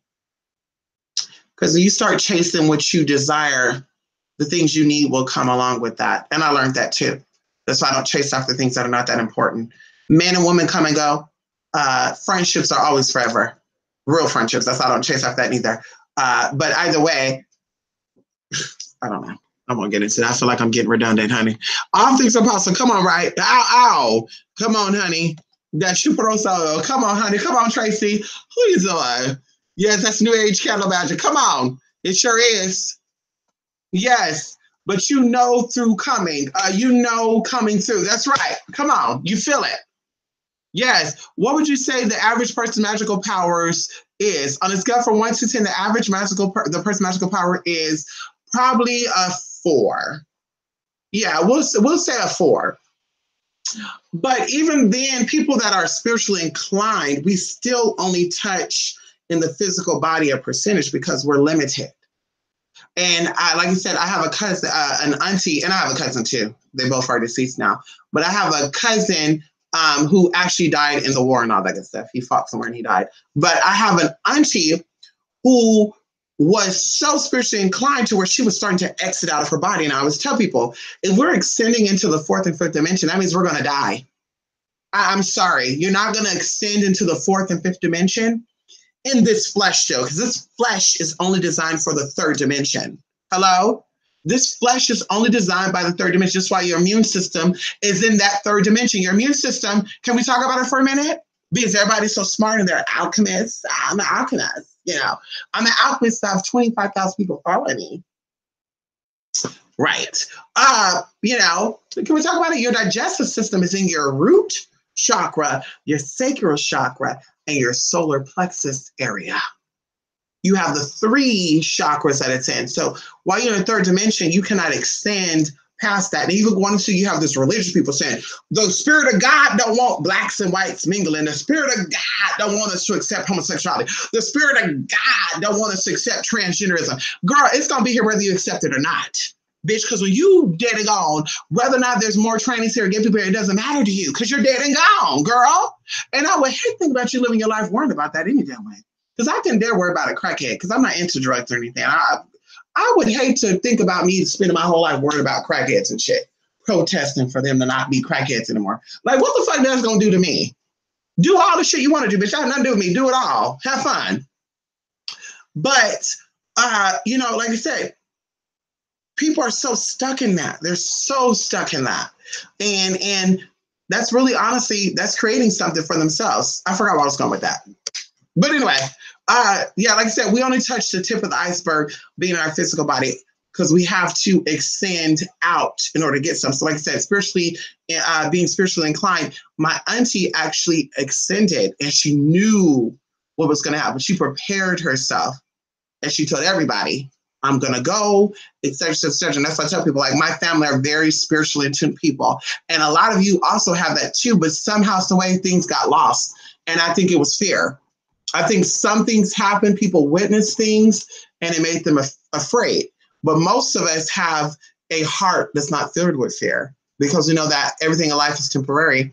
And, nothing that you experience here is what it is. Everything you experience here is an aspect of something. And it's only interpreted the way you're interpreting it because this is where your consciousness is at in the 3rd dimension. So there's always a bigger picture, okay? So like I said, the average person, their magic abilities, I think is at like a 4. We'll say 40%. People that are like really up there, I would say 9, 10. I would even say 9 because I think nobody is at a level 10 because, when you get to 10, bitch, I think it's time for you to go. I think at 10, bitch, you know everything. You say, bitch, I know it's time for me to da. And even going into angel magic, this is why I love, for those who took my angel magic class, because of course you said, bitch, I want to know the tea. Angels have the secrets of the universe. Angels have so much information because they predate man. And every religious thing out there has angelic roots, period. So people who got into that, you know, they found out a lot of shit like, whoa, I didn't know that. I didn't know. And I hope people that took that class, I hope they actually benefited from it. Like some people were emailing me, asking me questions. I'm like, yeah, that's correct. That's correct. But some people I never heard back from. So I'm like, okay, they're just taking it to learn something. Like, girl, take what you're learning and apply it to your life. Don't just learn something just to use it. That's one thing I don't like about the learning system, like school and all that, is because you learn things that you may not even have to use. Like they'll go into some of the shit you need, but then they'll be like, well, we're going to teach you how to break down squares and rectangles and division of triangles. And it's like, and what the fuck am I going to use 2 halves of a triangle on? What am I going to use the inner square or something on, honey? Hello? I wait. What the fuck am I using the inner square or half of a circle for? Honey, outside of doing spells and shit, but even with that, we can do it because our minds. We could do it with our mind, honey. We could see this in our mind. We could see this energy in our mind and we could project it out. So it's like, girl, bye. Yes, honey. You need vinegar. Come on. Yes, honey. You need vinegar. I know that's right, honey. You definitely need vinegar. That's right. New Zealand, Hawaii, they're all polynesian. I know that's right, honey. I love me a poly, honey. You got Virgo too? Come on, Rico. You a Virgo too? What are you, a Gemini Virgo? Al. Hey, Rico. We're supposed to have our little thing yesterday. You got to send me an email. I feel that get pregnant and go. That's right, Jay. Listen, even some of these Sikhs out here, hey, the Jordanian, the Dubanian Huns, the Qatars, ooh, they lucky. Oh, Jesus. I will be, listen, y'all out here trying to get pregnant by Billy Joe down the road. Honey, you might want to clean yourself up and go over there to Dubai and get pregnant by one of those motherfuckers. That's what I'll be doing. And don't worry about it. I don't need your money, honey, because I'm going to use my kids to manifest what I need, honey. Come on, baby. Come with mama. We got to do some spiritual praying. Yes, let's do some praying because you got the genes of that billionaire site, you don't you? Ha ha ha. Okay, yeah. Okay, come on. Let's pray. Come on, let's pray. Girl, bye. Hello, bitch, please. Girl, bye. Imagine that. Girl, bye. God knew what was going on because I'll be hot pocket up, bitch. Bitch. Hello. I better not find a spiritual sister that's willing to be a surrogate for me neither. That's all I'm going to say. I better not find a spiritual sister that's willing to be a surrogate for me, honey, because we're going to be all up and down, bitch. We booking a flight to what? Mali Bali? Maldives? Tanzania? Bitch, hello? We're booking a trip over there to Vietnam, Thailand, hello? South America, bitch, Portugal, bitch, please. Once a year. You're going to pump those kids out one year, bitch. Give me 4 of them and I'm done. That's how they 4, I'm done. We'll do 5. We'll do 5. 5 and I'm done. But you definitely pop, locking, dropping, jumping, bouncing, doing all that. Girl, bye. Girl, bye. Spirit knew what Spirit wasn't doing. Okay? You love Roma. Yes, something free, not a cult. Come on, Jaliel. Yes. Put on some clothes. No, ain't no clothes. Ain't no clothes. Take it all off, Jaliel. Take it all off. I don't like no clothes, honey. Take it all off. I hate clothes. Like right now, I'm so burning up right now. I'm like, honey, I just wish I could take off all my clothes, honey. But unfortunately, it's not that type of thing.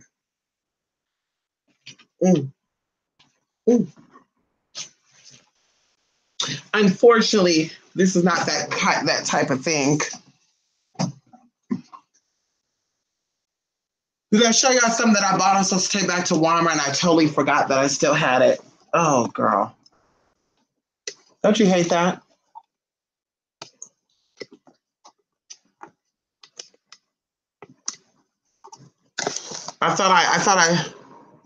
Okay.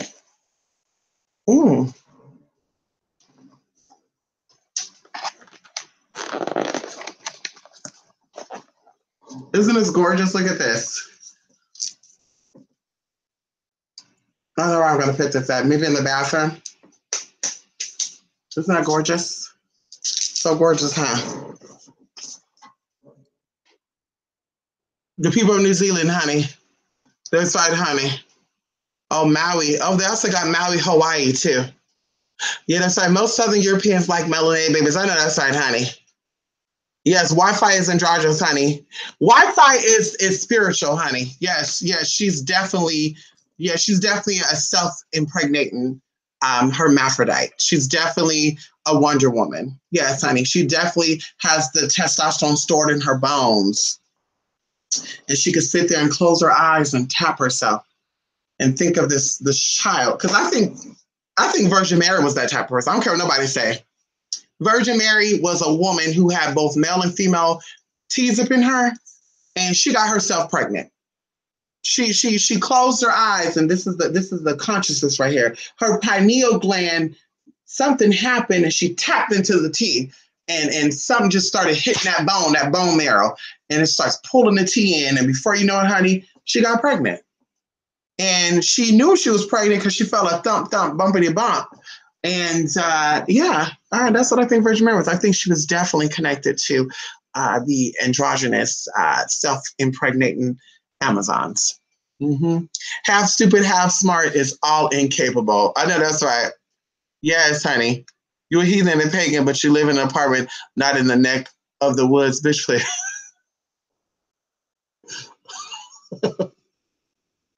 Wow, I love living in the woods. I cannot wait to move. I want to be really around the woods. I want to plant so many trees. Like I want to represent the Sherwoods, out there.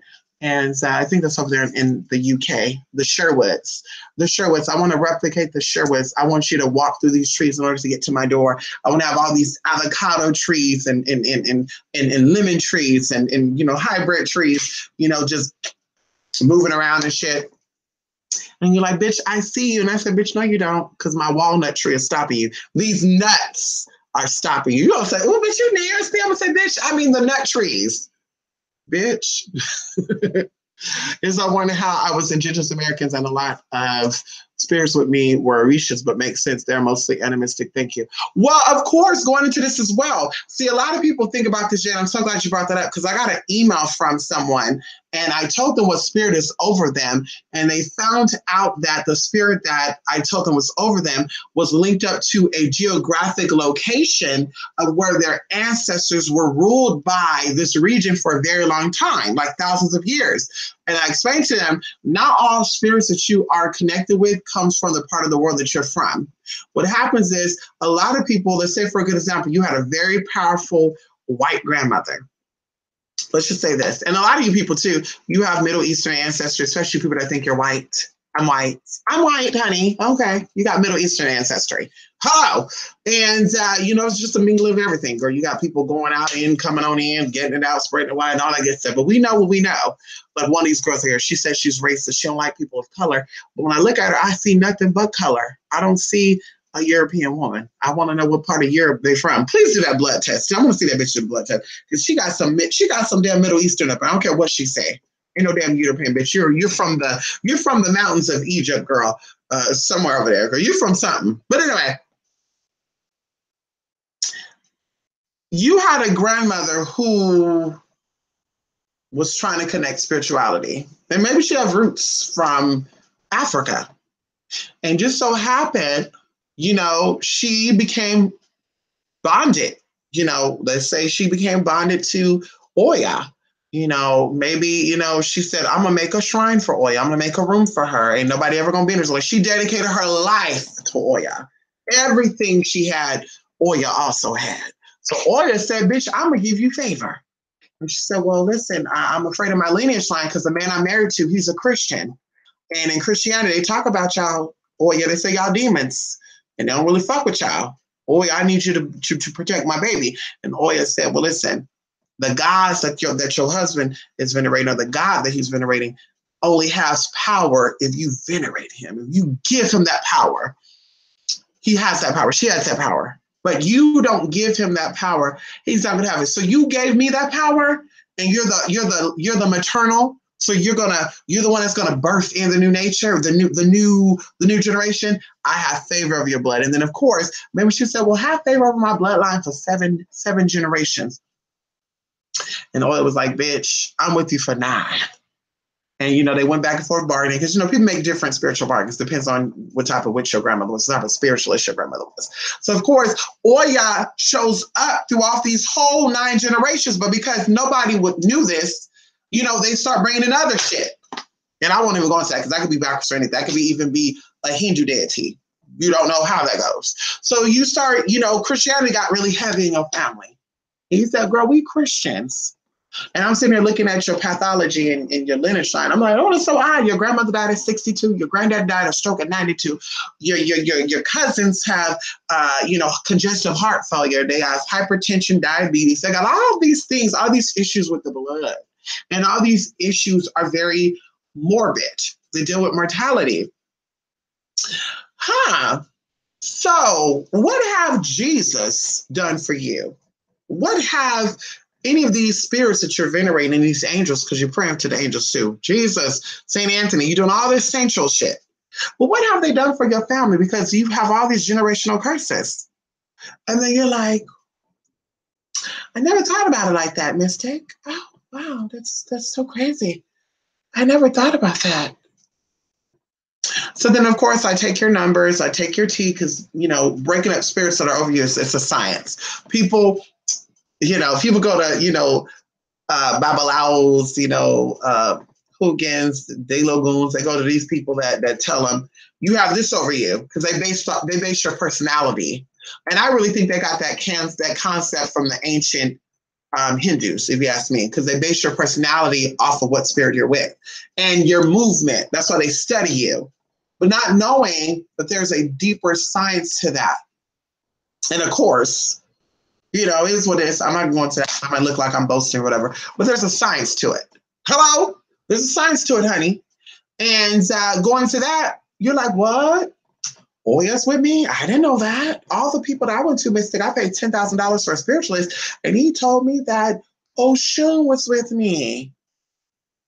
So I said, well, listen, he told you Oshun. I'm telling you Oya. So you go ahead and venerate Oya, and you see how much is going to change up, because that's the only way you're going to know, sis. You venerate Oya, because you've been venerating Oshun, you feel like something's going on, right? Right. Okay. So go ahead and venerate Oya, or you've been dealing with Jesus Christ, according to the Bible. So you notice the shit was fucked up. So I'm like, girl, Oya's with you. What? Oya? And then Oya comes through, and she comes through hard. She popped through that damn shit. She said, bitch, about time. Bitch, about fucking time. I stepped back and I watched your ass, honey. Well, maybe Oya don't talk about it. She's like, I stepped back, honey, and I watched you sit here and venerate and worship and do all this other shit. And I said, bitch, I'm going to let her do her own thing. I'm going to let her become I'm going to let her prop these props, use these props. I'm a hocus pocus. I'm praying for this and that. But now that you start to venerate me, you know, thanks to whoever guided you this way, not only am I going to bless that person, I'm also going to bless you. Because your great-great-grandmama told me to cover y'all, but I told your grandmother, you got free will. I can't force you to venerate me. I can't force you. But I told your grandmother, said, I know one of these motherfuckers going to wake up to me, and they're going to know that I'm here. They're going to know that I'm here. So anyway, that's how that happens. Just a little light story of that. Just because you're African doesn't mean you have only Orishas with you. I met a woman, and we can talk about this, who was a traveler. She never told me that. I said, you have some Asian spirits over you. And when I talk about just the basic Asian spirits that people talk about, there's many magical systems in the Asian culture communities. Not just Taoism. There's a whole bunch of shit. But I told you have Hindu spirits over you. You have some Greco-Roman spirits over you. You have some Asian spirits over you. And you have some African. And with the African, she was like, well, I'm not too surprised at that because someone showed me a drawing of this Orisha and we look alike. Okay. But she was like, no wonder why I like to travel. No wonder why I feel connected to Europe. I feel connected to Asia. I feel so connected to India and not necessarily the Middle East. And I even told her that, of course, that's a bridging point. So the Middle East got a whole bunch of tea there. There's not a specific group of spirits that deal with Middle Eastern people. There's a whole bunch of tea there. And I won't even go into that. But her life changed. When I had a conversation with her, she was stuck in the middle of nowhere, like literally losing everything. And I said, now you know the spirit started with you. You need to venerate. And I'm going to email this girl because I want her to do it. I want to do her testimony. Shout out to the girl out there in Scotland. I'm still waiting on my testimony, bitch. She know who she is. I'm still waiting on my testimony, girl. Anyway, so she started venerating. And the next time I heard from her, she was in the middle of nowhere in South America. She said, girl, I'm on my way to Asia. And before I go, I want to ask you something because I met this person and they're like a tourist and da da da da. And their life is just not, I feel like we're just I'm like, girl, go with it. Bam. Went over to Asia. Oh my God, can I get a reading? Bam. Well, just so you know, I made it over here to Asia, blah, blah. And this is all within a 2-year period. I made it over here to Asia and they're taking me to this temple over here. And this temple's been around for thousands of years. And there's, green stuff growing over it. And I'm like, oh yeah, submerged in water. And she was like, what? It was what? Yeah, a lot of this world was submerged in water. And yeah, honey, you got to ask yourself, how is these temples underwater?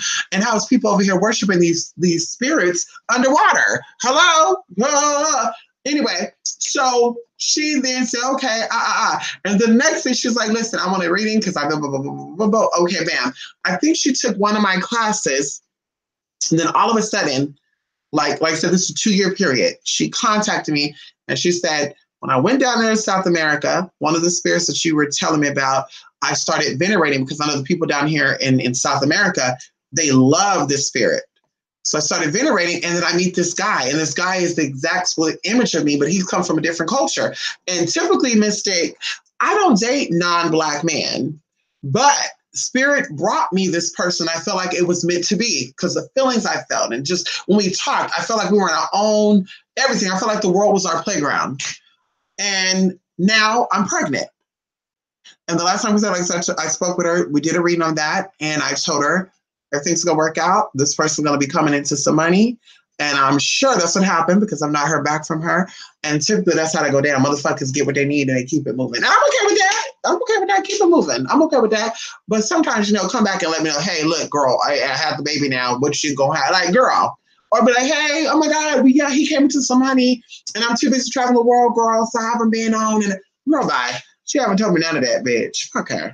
But anyway, so yes, spirits deals with your ancestry, and you may definitely have some Black or African ancestry in you, and you're not aware. You may definitely be connected to India, not aware. I've had many past lives in India, and because of my connections to India, my experiences, I have connection with those spirits. And that's why when I work with these spirits, I get my results very, very quickly. It is what it is. Hey, not all of you know where you come from. Not of you are connected to that. Not of you have never asked that question. We've done a little lineage stuff and past life regressions and all that.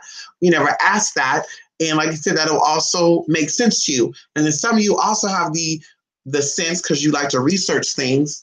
And that's what it's like when you're a truth seeker. You're hungry. A true spiritualist is hungry, and you get out and you start digging for shit. Then you start realizing that even in this life right now, the people that gave birth to you are connected to a region of the world that have these spirits over them. And you're like, what? I never knew that. My mama said that we're from South Africa. Many years back, my ancestors left South Africa, went to the Middle East, left the Middle East, we went into Europe, and we're now in America. And oh my God. So there you go. Yes. Mm-hmm. Come on, yes. Come on, cute Arabic, honey. Like, Janet Jackson got that $1 million baby. Come on, Janet. Who you doing? Janet is definitely, we're not gonna clown Janet. See, Auntie Janet knew, can I say Auntie Janet? Auntie Janet knew that, Arabic men are very freaky. She knew that. Auntie Janet knew that Arabic men was freaky, and they like to get freaky with that, that squirrel, that swirly swirl. And she said, you know what?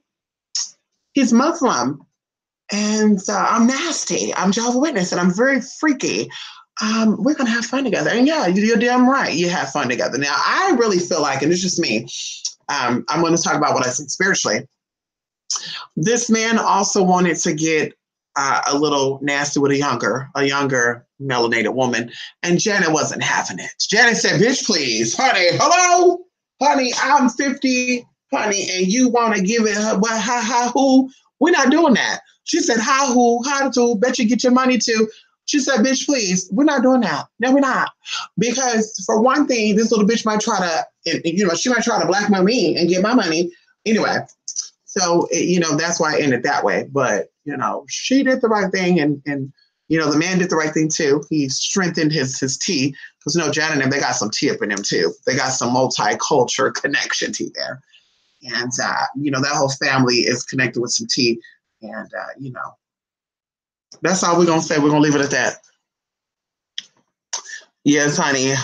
Parthenogenesis is a thing. There you go. There you go. That's what it's called, honey. IG Pele. Let's go on in.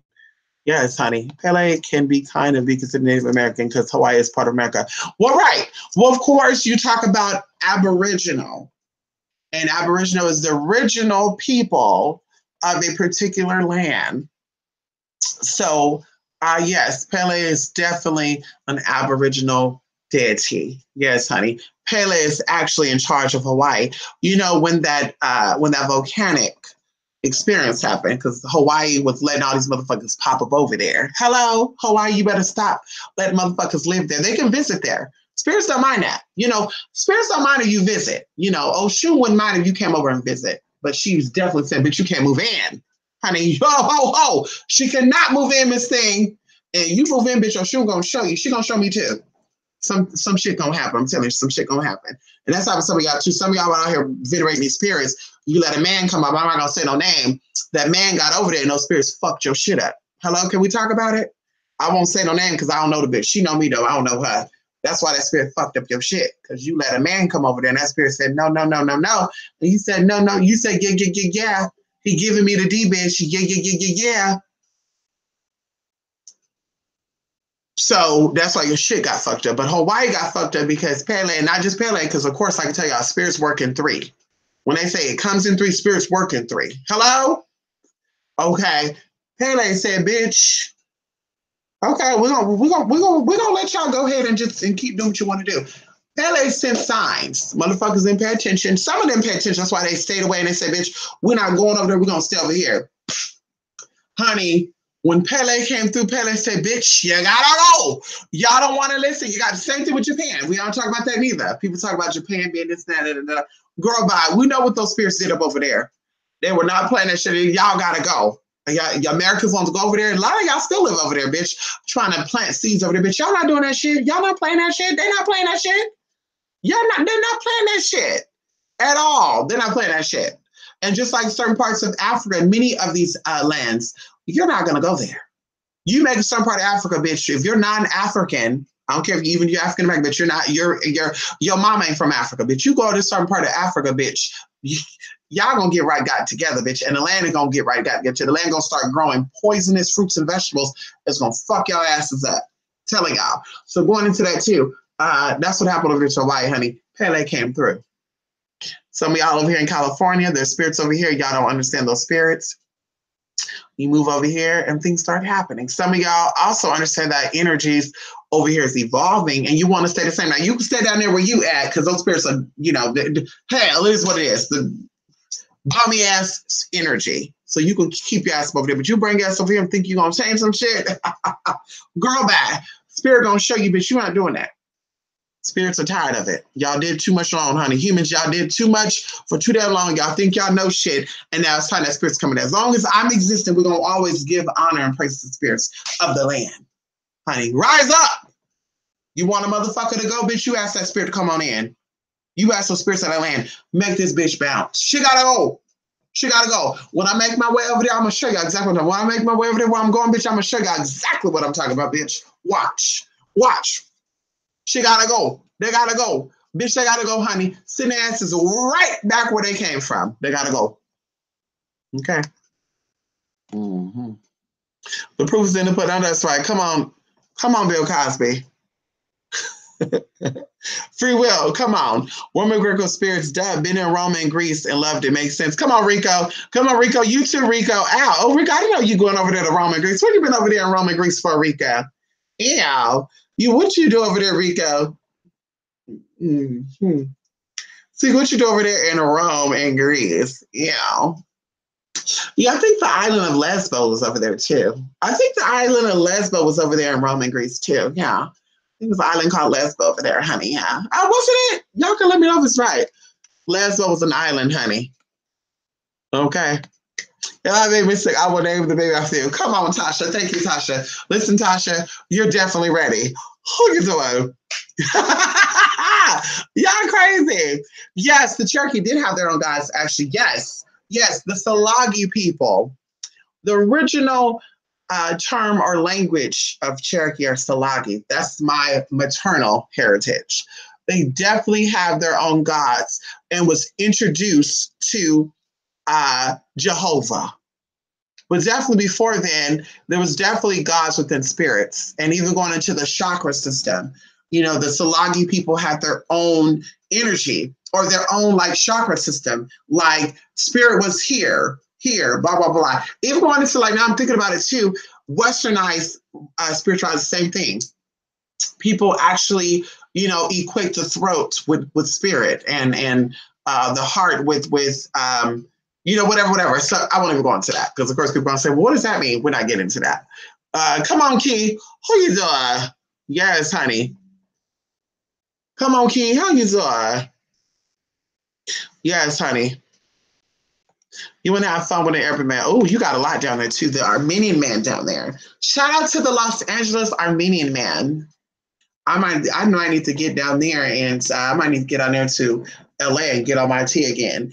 They are sexy. They are Armenian man down there. Like anyway, the Armenian man down there in LA and the Valley.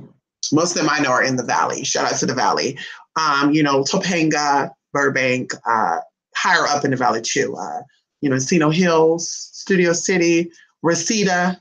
Is it Reseda? Reseda, Van Nuys. Yeah, honey. I know a few over there. Is it Chattanooga? Yeah, bitch, the porn capital. I know a few of them out there too. But they're very business-minded, so they only deal with business-minded people. If you're not a business-minded person, good luck. These men are going to treat you as if you are nothing if you're not business-minded. You got to come in knowing who. You know, I met a woman before. I won't say no names. She is white and Pakistani. And mama was trying to read me down, honey. You know, she was trying to read me down, Miss Thing. She thought she was all that. And she had an Armenian man who, I don't know how he found me, but he actually hit me up on IG. And we were talking, and this is before I bought my car. And he's like, hey, you know, I sell cars, la. And one thing led to another to where he wanted to move down into LA. He wanted to put me in my own apartment. And he wanted me to help him with his car selling business. Now, I don't know where he got this idea that I was a businesswoman. I don't know, because on Instagram, I have nothing business like that. But I kid you not. I'm thinking about it, and I'm like, wait, his name is blank. A girl used to talk about somebody named Blank, and I know she liked Middle Eastern men, too. And I started putting two and two together because I look at what part of the valley he lived in and what part of where she lived at. She lived not in the valley. She lived more in the middle part of California. And it's about an hour drive. And I'm like, wait a minute. That's why it didn't work out. So I'm looking and I'm like, oh, whoa. And sure enough, I told him, I said, well, she said that you were her man. I won't be a mess. I was really trying to clarify because I didn't want nothing that she already had. And he said, honey, please. Mama was about partying. Mama was about spending my money and partying. Mama was not about, and this is not verbatim, but he said Mama was not about business. Mama was supposed to be coming to me and help me run my business. But Mama wanted to come sell the cars because they sell luxury cars, very nice cars. And that means you get a high payout. You know, I think it's like 10% or 30% commission when you sell a car. And if the person paid cash, you get paid more. Shout out to all my car salesmen out there. But anyway, so he ended up, they ended up talking because he's like, yeah, she want to party and drink. She want to make money and blow money. And she's not about that. So if I let her help me run my business, I'm not going to have a business. So I gave it some thought. And I'm like, I should move down. This is probably 2015. Yeah, summer 2015. And I'm like, I should move down there. And I'm like, that'll be good. And I start meeting people out there like, you know, I won't drop no names, but I met a trans woman down there who was very connected. And she's like, you know, hey, sis, ooh, ooh, ooh. And I'm like, oh, okay, but girl, YouTube was a little shady. And I won't even go into that. But YouTube is what gave me my reality check, because I said, whoa, whoa, hold up.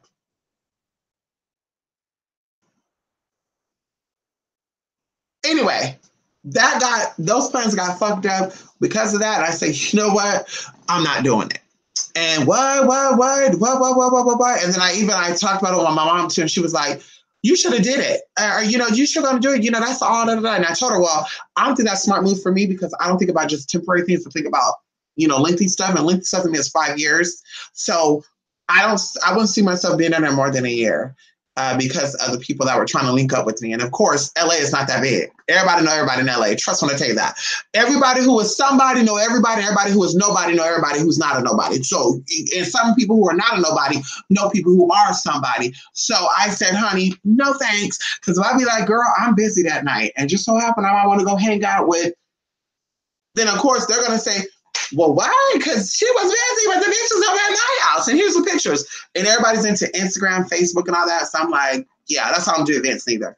I'm like, yeah, we're not doing that. So I ended up turning, you know, the situation down. But he still wanted to link up with me. And he actually wanted me to, when I got my Chrysler, he wanted me to get rid of the Chrysler. And he was going to give me another car.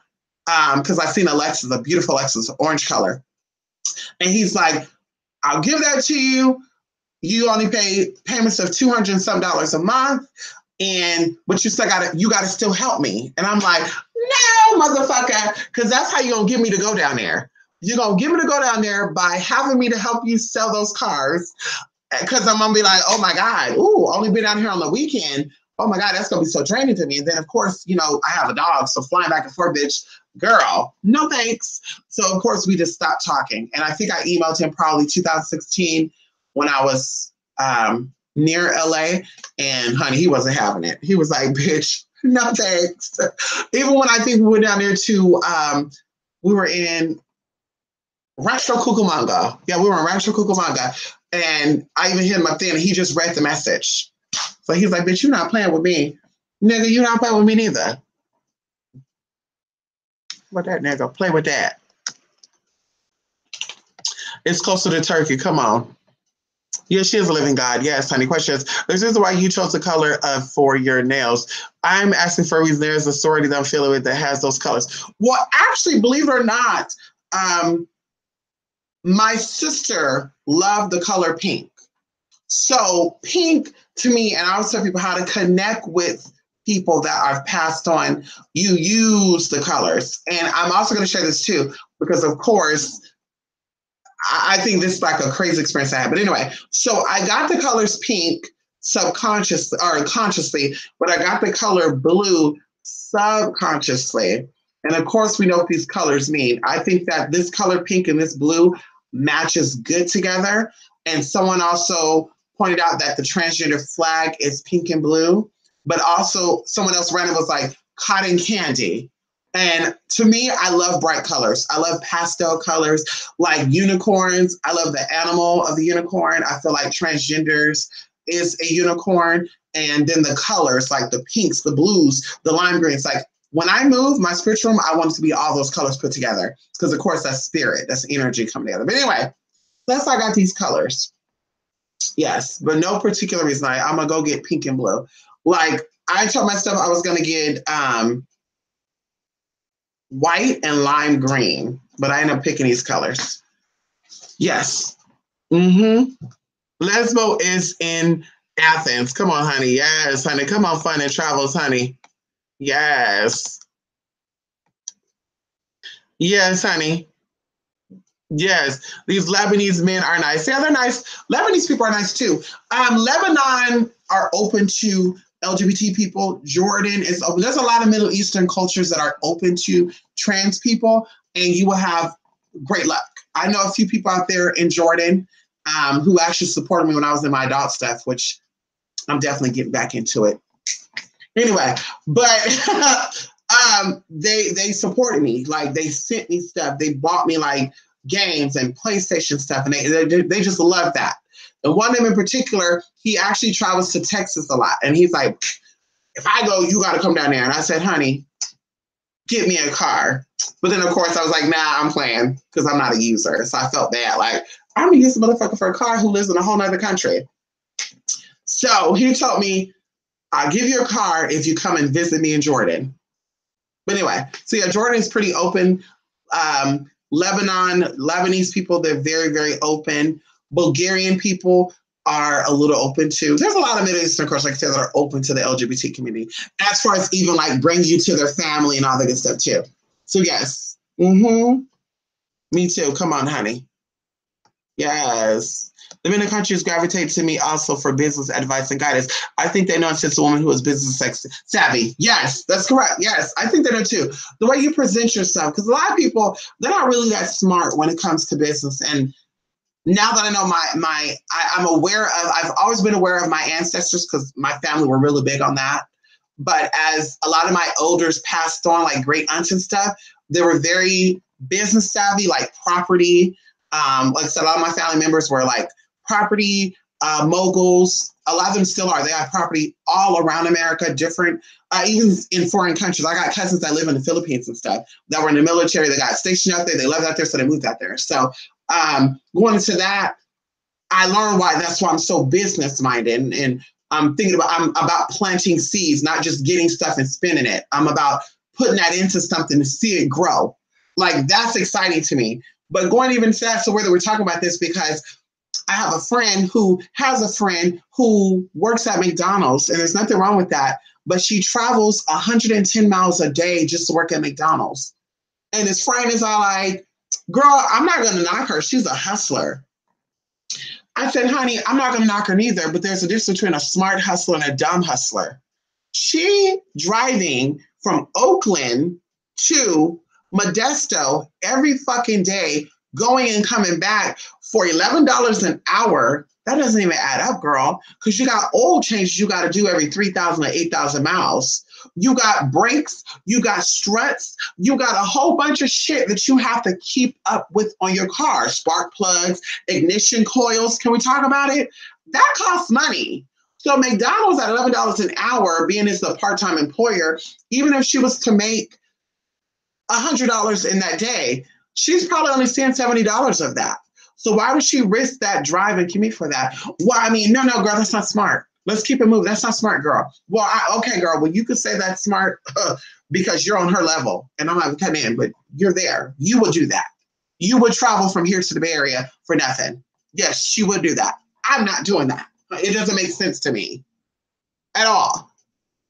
At all. It doesn't make sense. You're making money to what? Spend it? Like you make money to save money. You don't make money to spend money. That sounds dumb. I'm going to make money to respend what I made. What? That's like oh girl, I don't want to even touch that. That's just beyond ignorant to me, but whatever. So yes, that strings attached, honey. Sounds like Philly. Come on, my other family are families from Jordan. They are so awesome and so receptive. My LGBT friends come into their house. This year we'll be doing Ramadan with them. I know that's why. Come on, Ramadan is so good. Fasting and only eating at nighttime. Hello, shout out to all my Muslim and Islamic sister brothers out there. So listen, I want to share something before I go because it is now 3:00 and I'm supposed to be getting up at 9:00 because I need to make a motherfucking phone call. Oh my God, I want to say this, y'all. Congratulations to me because guess what? I got a hormone appointment coming up. Yes, I'm gonna get back on hormones. Mother's gonna get back on hormones. Hey, honey, who you doing? Yes, this ways. Yes, honey, I'm so excited. I'm gonna be back on hormones. And, I took a little break from it, y'all, because, of course, hormones make you really, like, I already have naturally higher estrogen levels than testosterone levels. To the point to where even when I take hormones, like I have to be very watchful of what I take as far as like spironolactone and stuff. But anyway, I won't get into that. And we can show medical records too if you need me to do that. We could definitely do that, honey. See where my testosterone levels are before I start taking them again, and we can see when after I'm taking them. Who you doing? But anyway, I'm just excited because, like I said, hormones make you really, really emotional, and it makes you really connected with people to where, and I'm already connected with people, so it makes you really like, oh, But of course, hormones keep you very fishy. And I think I'm fishy. I think I'm fishy to the point where I might even smell like fish sometimes. Please, on, catch that insider, honey. I want to smell, look, and taste like fish. No, man. But anyway, I'm so excited, honey. Thank you, Rico. Thank you. Thank you so much, Rico. Yay! Thank you, Rico. Thank you, Rico. Thank you, Rico. Thank you, Rico. Thank you. Thank you. Honey, it's hard to find a home doctor here, bitch. I'm telling y'all, they are so booked. It's ridiculous. It's booked. I called a doctor in a nice part of Sacramento, Roseville, California, to be exact. And I said, hi, ma'am, I'm looking at the bed. And she's like, listen, I'm booked out until August of this year. You're booked out until August of this year? Bitch! What's going on? Okay, so then I call a place a little closer down, and they say, we're actually booked until June. Ain't gonna work. Ain't gonna work, bruh. Ain't gonna work, bruh. Ain't gonna work, bitch. I cannot do it. Went ahead, called a place about 2 hours away, because I said, I'll just go back to where I started at originally, 2015. I'll go back down there. Girl, they're talking about some, well, if you want to do this, we're going to have you to come down here, and then we're going to redo your blood, and then we'll call you 3 days later, and then we'll do this. But like, there's a protocol. And I said, I don't think I want to do that, because I go down there, I'm going to have to stay down there. And if I stay down there, then I'm going to have to make use of it, because it's a 2-hour drive. 2 hours or 2 hours back, 4 hours in total. Like, honey, I'm not going to want to do that. Like, for real. So I'm like, and the traffic between my city and that city is hell, no matter what time it is. So I'm like, no.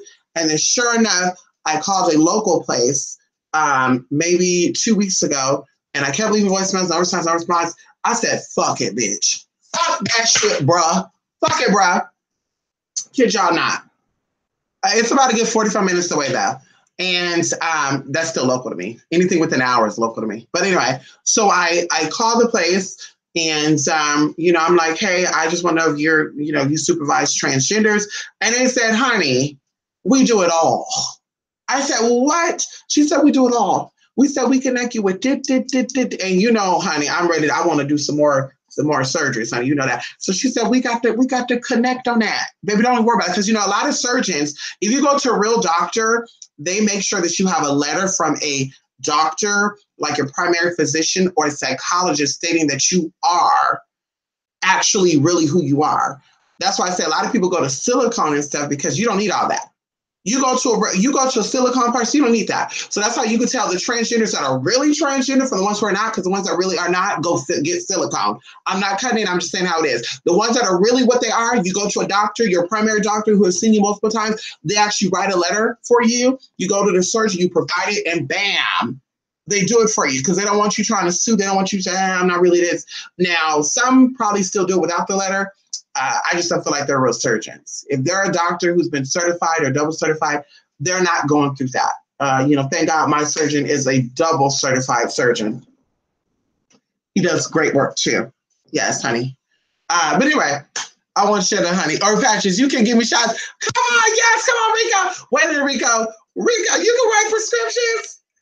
Oh, Rico, what? Rico, listen, because I'm not about to do my own injections, Rico. I can't do that. I feel like that's too close to heroin addicts and all that shit. And I can't do it. I will not be injecting myself, bitch. I won't do it, girl. Hell no. Hell no. That opens the bitch. No, we're not doing that. We're not doing that. Pills. I love pills. Sublingual estrogen. I love that. Patches. I love that too. The only thing with patches, you got to rotate on your body. And I actually did patches the last time I was on hormones, 2015, 2016. And you feel like the shots too. You feel it so quickly, but you got to stick it on you and people can see those patches. And then of course it starts getting itchy too, because the glue. Oh my God, that was so horrible. So this time around, I want to do sublingual, or I want to do injections, but I want them to inject me. I don't want to do it myself. And then my friend, she's on injection. So she's like, I can inject you, girl. No, the fuck you not. No, the fuck you. Bitch, please, you can inject yourself. You're injecting me. Bitch, I look like two fucking crack fiends getting it on. Two meth heads, bitch. Oh, just let me help you get this fixed. Bitch, we're not doing that. Fuck no. Oh, girl, hell no. I don't want to do no shots. No, ma'am. Okay, administration. Okay, Rika. Okay, ow. So listen, I want to tell y'all this experience. My sister's birthday is coming up. And literally 5 months, catch this tea, 5 months and 5 days after her transition, I had a dream about her. Okay. And this was last week sometime. I had a dream about her. And I don't feel like it was a dream. I felt like it was something more than this. Because I noticed that my connection with her has been getting lighter, sort of say, lighter. Like every day was every day, all day, every day, all day, every day, all day. I thought about my sister. Things showed up, dreams, songs, people's names, people, actions, people would say stuff. I kid y'all not. Like it was something that triggered like, oh my God, that's my sister, that's my sister, that's my sister, that's my sister. But for 3 days, there was nothing there. And I realized this on one of these days in particular, and I had to retrace my steps. Like, what day was that? And what's this connection? What number? It was actually 5 days and 5 months and 5 days to her exact anniversary. And I kid y'all not, I had this, it was some type of out-of-body experience. We're going to say it because it didn't feel like a dream to me. I came into this room and I told y'all that I've had visions of the afterlife before. I've had, premonitions, dreams of afterlife, like what it looks like many of them too. And I know this is something that is with the afterlife. I know it is because I felt it. And even like going into spiritual people, I would tell them my stuff and they would say, oh my God, oh my God, oh my God. And I remember we had a sister named Sister Elizabeth, which just brings me back up to her, who was a Christian woman. And I remember when we were going to Bible study, I had a dream and I told her the dream. I remember this so good. I was 12 years old. I told her this dream and she told me what the dream meant. And she was very connected to this dream. And I remember she told my mom, your child is gifted and your child is seeing things into the future. Make a long story short, I was supposed to tell this lady this dream, and I'm getting chills right now, like coming up my leg right now. I was supposed to tell this lady this dream because it was me giving her insight of her future. Do you know that this woman died from cancer, like not even 6 months after this? And she knew she had cancer, but she told nobody. And the crazy thing about it is she didn't do chemotherapy. Her thing was that was her religion. And we met her kids. Like I met her son. She had a son. She had a daughter-in-law. And, they shared things with me about her. But I love this woman because she was very beautiful, very spiritual, very, indigenous looking. She, was a Mexican woman, very indigenous speaking, looking. And, but yeah, so this dream I had, this out-of-body experience, like I said, I'm telling her my dream because I'm like, she knows about this. She's a spiritualist. And they called her prophetess. I'm like, she's going to know what this means. So I told her, like I said, she felt that was me basically telling her, you're doing the right thing. You're about to go here.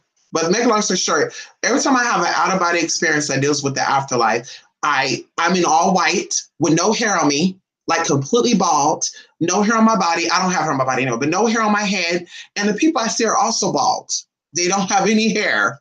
And there's a few times I had these type of experiences where they had like gold on them or they had crystals on them. Or one of the experiences I had, the people had like a transparent head and I could see crystals in their head. Like it was like illuminating light and shit. It was so crazy. But they had on all white too, like caftans and robes and stuff.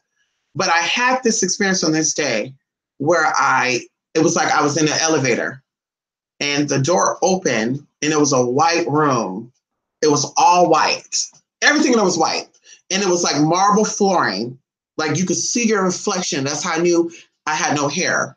Because I see everybody else, I can see myself and I'm like, oh my God. And I didn't look the way I look right now neither. I look totally different. But anyway,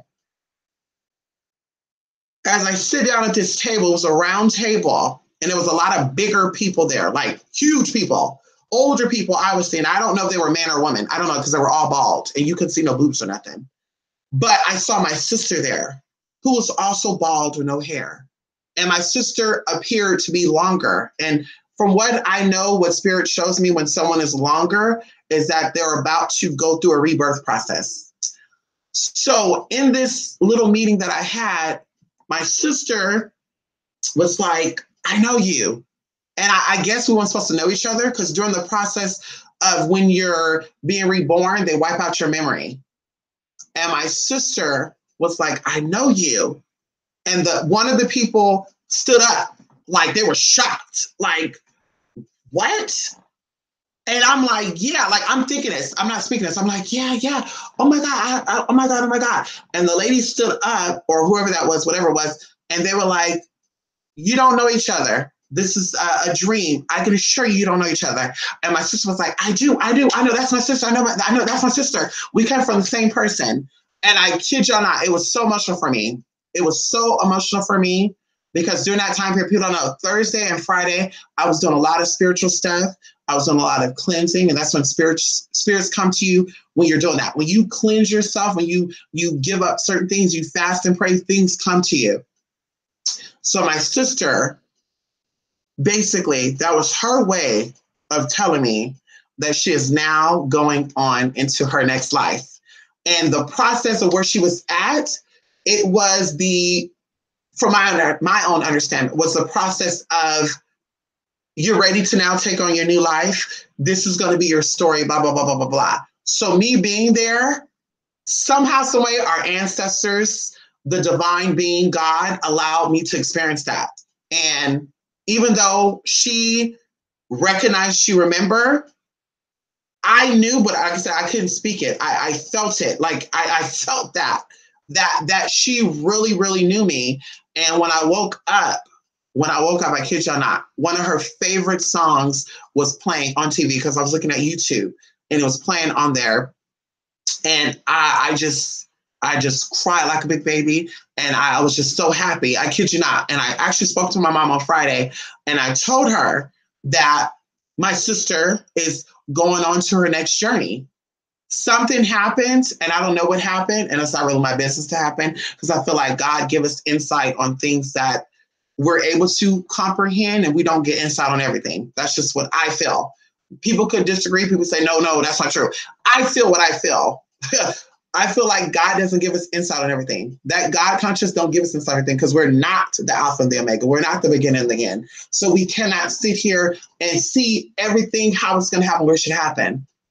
But I was able to see that because, like I said, my sister has been on my mind since she went. And when she went, from the day she went, I did spiritual stuff for her because I knew the process of death and I knew the process of how they go over to the next side and how it works. So I held on as much as I could. And, my mom and, bringing her peace of mind. And my mom would be like, oh my God, blah, blah, blah, blah. And I would tell my mom, it's not going to happen that way because of fear and because there's so much going on there right now. Like spirits connect with us with our heart.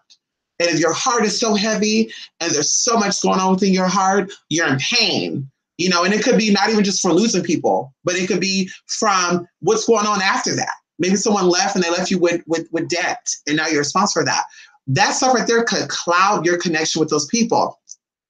So to experience that and to be like, mama, you can connect with that energy.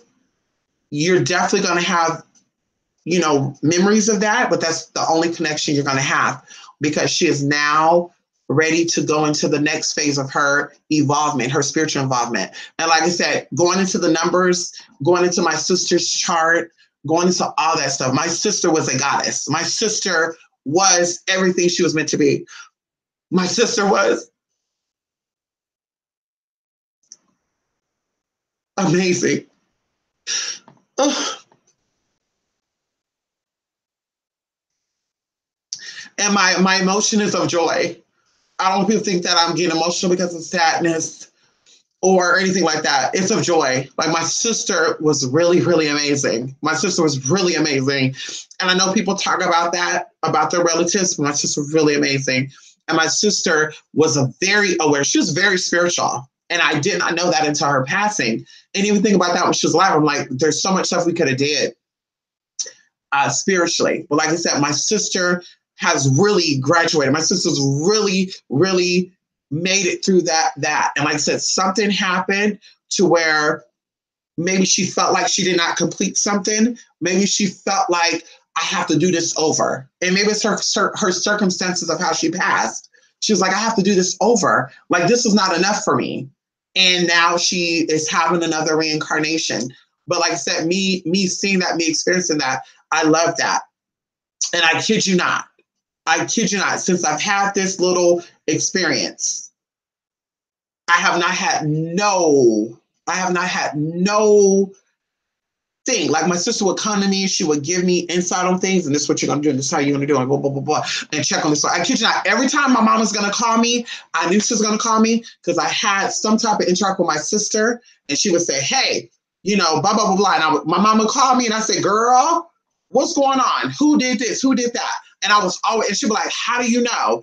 And then even going into when I see my mom 2 weeks ago, we sat down and we had a conversation, and you know, I could just tell, like, she was asking something, like, girl, and she's like, you know, have you seen her? And I said, yeah, every day. And, you know, I don't get emotional in public and shit like that, because you don't know. I don't know how I'm looking. I don't know what's going on. But in front of everybody at Denny's, and I didn't realize till afterwards, I really got emotional because, of course, me being an empath, I could feel my mom's energy. You know, that's my mother. I'm connected to her.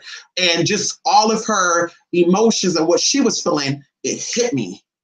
It hit me. And I just started bawling. And my mom was just sitting there, not even shedding no tear, y'all. Not even shedding no tear.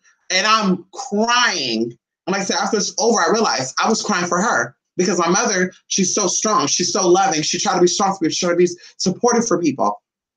And my mom has always been that way. My mom have a very big heart. So in my mom's mind, if I break down and I become weak, then the people that depend on me are going to see me as being weak. And then they're going to start questioning their own identity or their own strength. And I don't want to be that way. So like I said, me seeing my mom that day, like I said, those energies came to me and I just let it all out, honey. And it was so crazy because I was like, I got to go home and go to bed. I had a big ass headache. I got to go home. I have to go to bed.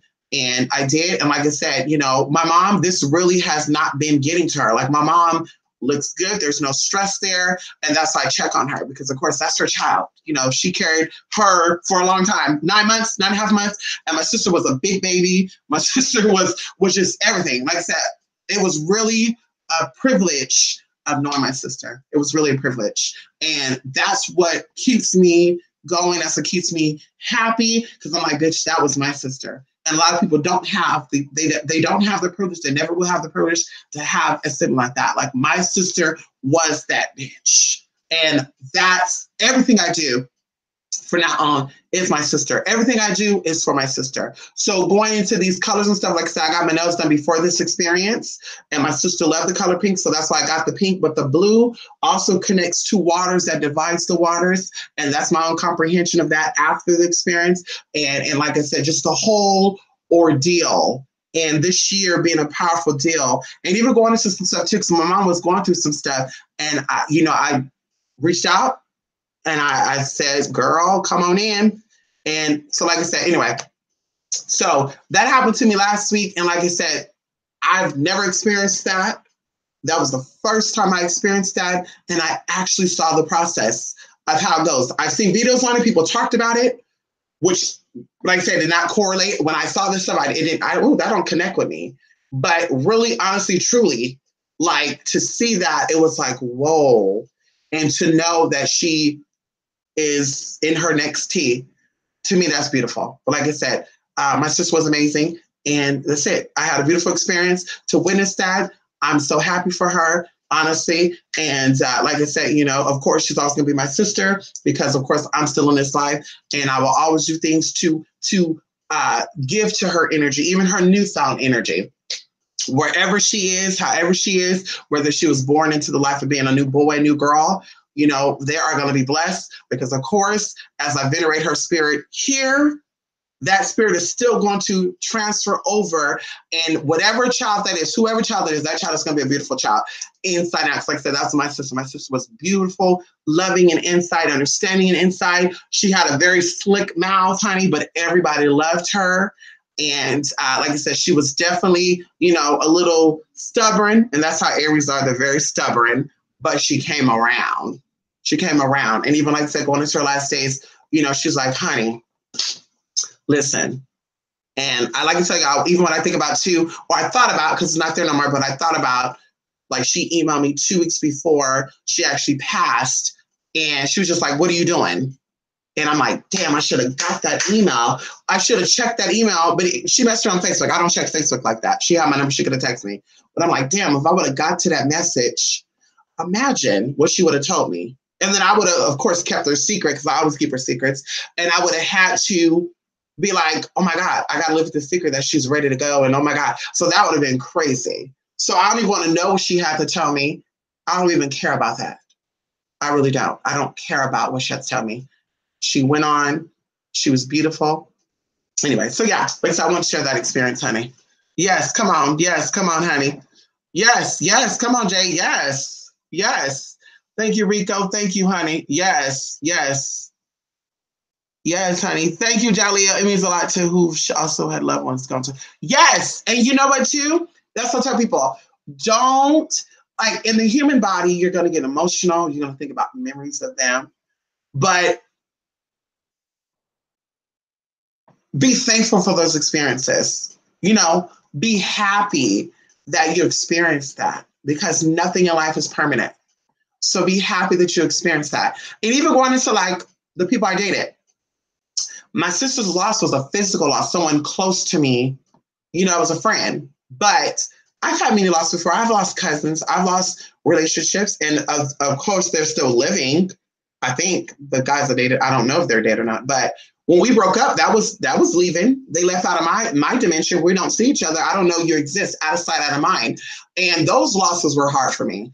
Going into, like I said, one of the guys that I dated who is a well-known person, you know, we legit planned out our lives together. We legit talked about a whole bunch of stuff. And everything that I've wanted plus more, it was right there. It was right there. Anything, everything, if I wanted to go, it was right there.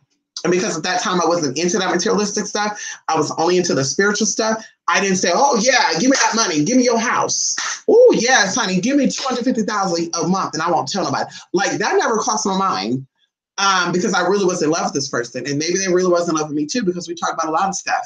We were talking about me getting, you know, my SRS. We're talking about us moving away and this and that, and moving my mom in, and just all this stuff, and just all this amazing stuff. And now he was going to walk away, and he didn't give a fuck about being famous, because he had enough stuff set aside to live off that. And I'm like, oh my God, this is my man. I kid you not, for 5 months, I cried every single day of excitement. Like, I could not believe it. And I had a transgender friend that was like, girl, we're not friends no more. I said, well, I had, because she dated, she was actually with someone too. She was actually with a guy who's an NFL player. She's actually still with him. I'm pretty sure. I'm sure if I Google him, they'll still be together. But so she knew about, like, that, oh girl, ooh, ooh, ooh, ooh, ooh. But of course it was like, you got to be stealthy. You can't be out and you can't talk about this, because of course if you got anything linked to you being a transsexual, they're going to do digging up, blah, blah, blah, blah. And of course me and him, we talked about that. And he's like, I don't really care. You know, and I'm like, because of course you're going to lose friends. You're going to lose business deals. Well, I thought that back then. Now that we know what type of world we're living now, no. But I was like, yeah, it's not, you know. And then, like I say, even when I walked away because of the ending circumstances, you know, I had the opportunity to get that beautiful house in the Bay Area. Beautiful house too, very beautiful. And I'm like, yeah, no, because I want you to know that I really loved you. And for me, that's what it was about. Like, bitch, I want to know, I want to show you that I didn't give a fuck about your celebrity status.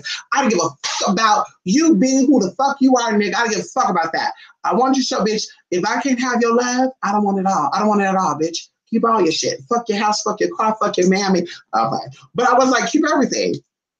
But like I said, that process after we broke up, that was 7 months. 5 months, I was crying when we got together. Oh my God, I can't believe I got this man and he loved me. He's protective. Oh my God, like, ooh, ooh, ooh, ooh, and holding my hand. And, oh, it was crazy. Holding my hand, I'm just like, honey, I can't believe that shit. Right? Oh my God. And just the experiences we had. It was like, whoa. I felt like I was the fucking Queen of Sheba. Bitch, I felt like, girl, girl, you know, I felt like, who, what? I felt like I was a shit when I was with my man. I felt that way. Even without him, I kind of felt that way too. I said, I can't wait till I get up out of here. But anyway, and then after it ended, 7 months of not crying, but rebuilding myself. I was like, bitch, what am I going to do? Oh my God, bitch. You went from dating this man. Oh, bitch, what you gonna do now? Bitch, what you gonna do without this man? Like, it's crazy that year and a half, we planned so much shit together. It was so crazy. We planned so much shit together. And then, like I said, after it ended, it really, like, shit hit me. Like, girl, what you gonna do? Bitch, you were planning on, girl, getting surrogate mothers and getting married to this man and being a Bora Bora. I love Bora Bora. And you know, the islands, the tropics, Turks and Caicos. Like, bitch, we talked about all this shit.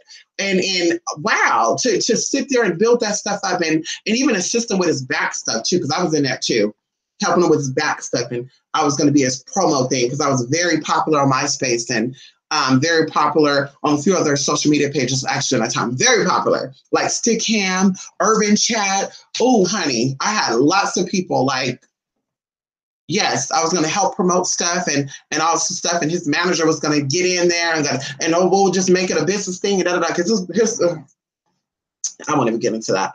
But like I said, so that was a loss for me. And that was 7 months. And it was like, oh my God, what the fuck am I going to do? Like, girl, I have to rebuild myself and pull myself together. And then I met people along the way who was like, honey, and I never told them my business, but they were like, honey, I was a millionaire and now I work at McDonald's. I was this and that, but now I work here. And da da da da. And I'm like, what? And let me see. And I'm seeing pictures of them and yachts and shit and blah, blah, blah. And I'm like, what? We got the same interesting stuff. And then, of course, the fear of exposing and him retaliating.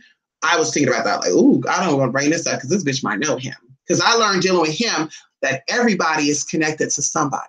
And that's what people forget about too. Everybody knows somebody. And girl, I said, Miss Thing, let me stop. Let me keep myself that. But also going into that too, I told you guys this too, that I had a transgender friend who was in her beginning stages and I was helping her do her thing. And let me share this, I'm be done. And she was from the Bay Area and he was like trying to get us to have a threesome with him and stuff, right? Towards the end part. So we ended it and he was so free to jump, right? And I'm like, something going on. And I'm calling her, there's no responses. I'm emailing, I'm texting, no responses. I'm calling, no responses. No, she's not here. I'm calling the house because I know her house number. And she lives with her mama. And her mama was like, no, she's not here. I haven't seen her for a couple of days.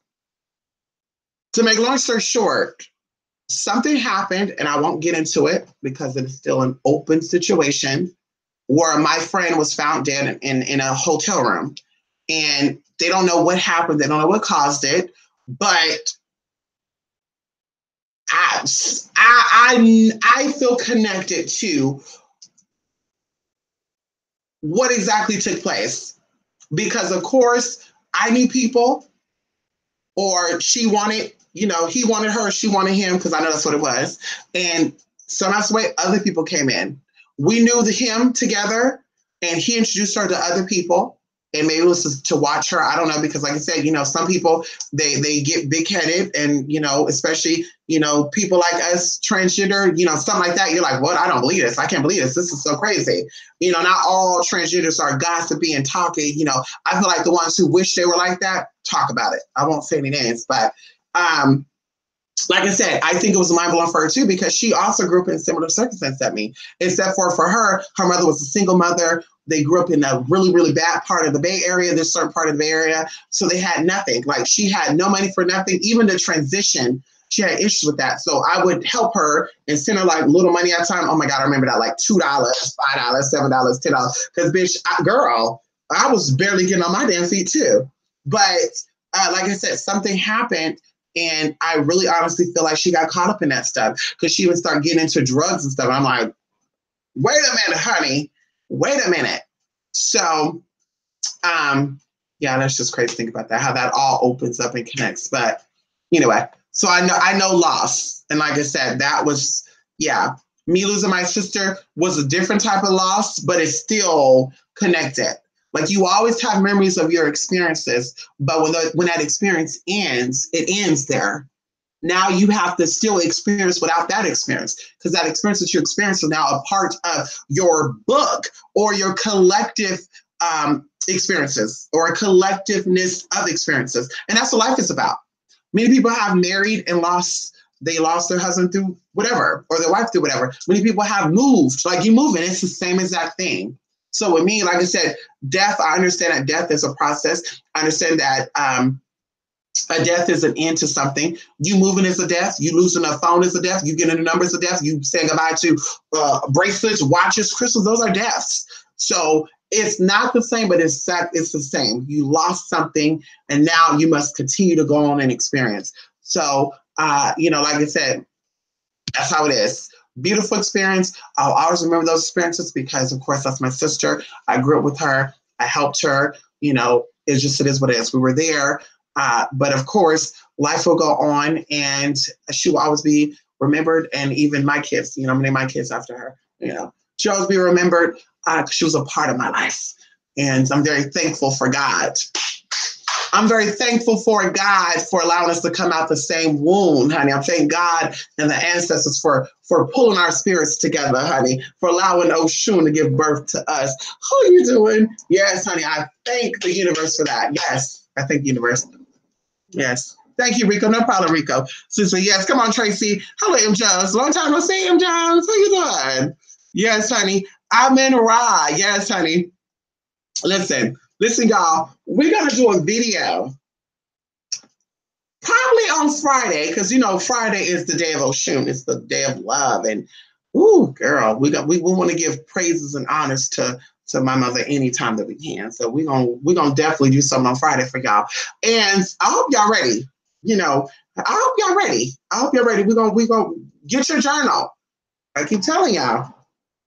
Some of y'all just be looking at these videos and shit. I mean, I don't blame you neither. Some of these videos I just be watching, and bitch, I'm not taking no notes. Fuck that shit. Fuck that. But she said what? Wait, hold up. This bitch says she can help me manifest $1 million, and yet she's never been a millionaire, or yet have ever dated a millionaire? Bitch, please. So I need y'all to get y'all a journal. I need y'all to call this journal My Experience with Mystic. Oh my God. Yes, let's start off over. Hi, everybody, and thank you for coming to my channel. I am Mr. Persia. I've been in this for, quite some time. I'm new to this stuff, as far as on YouTube.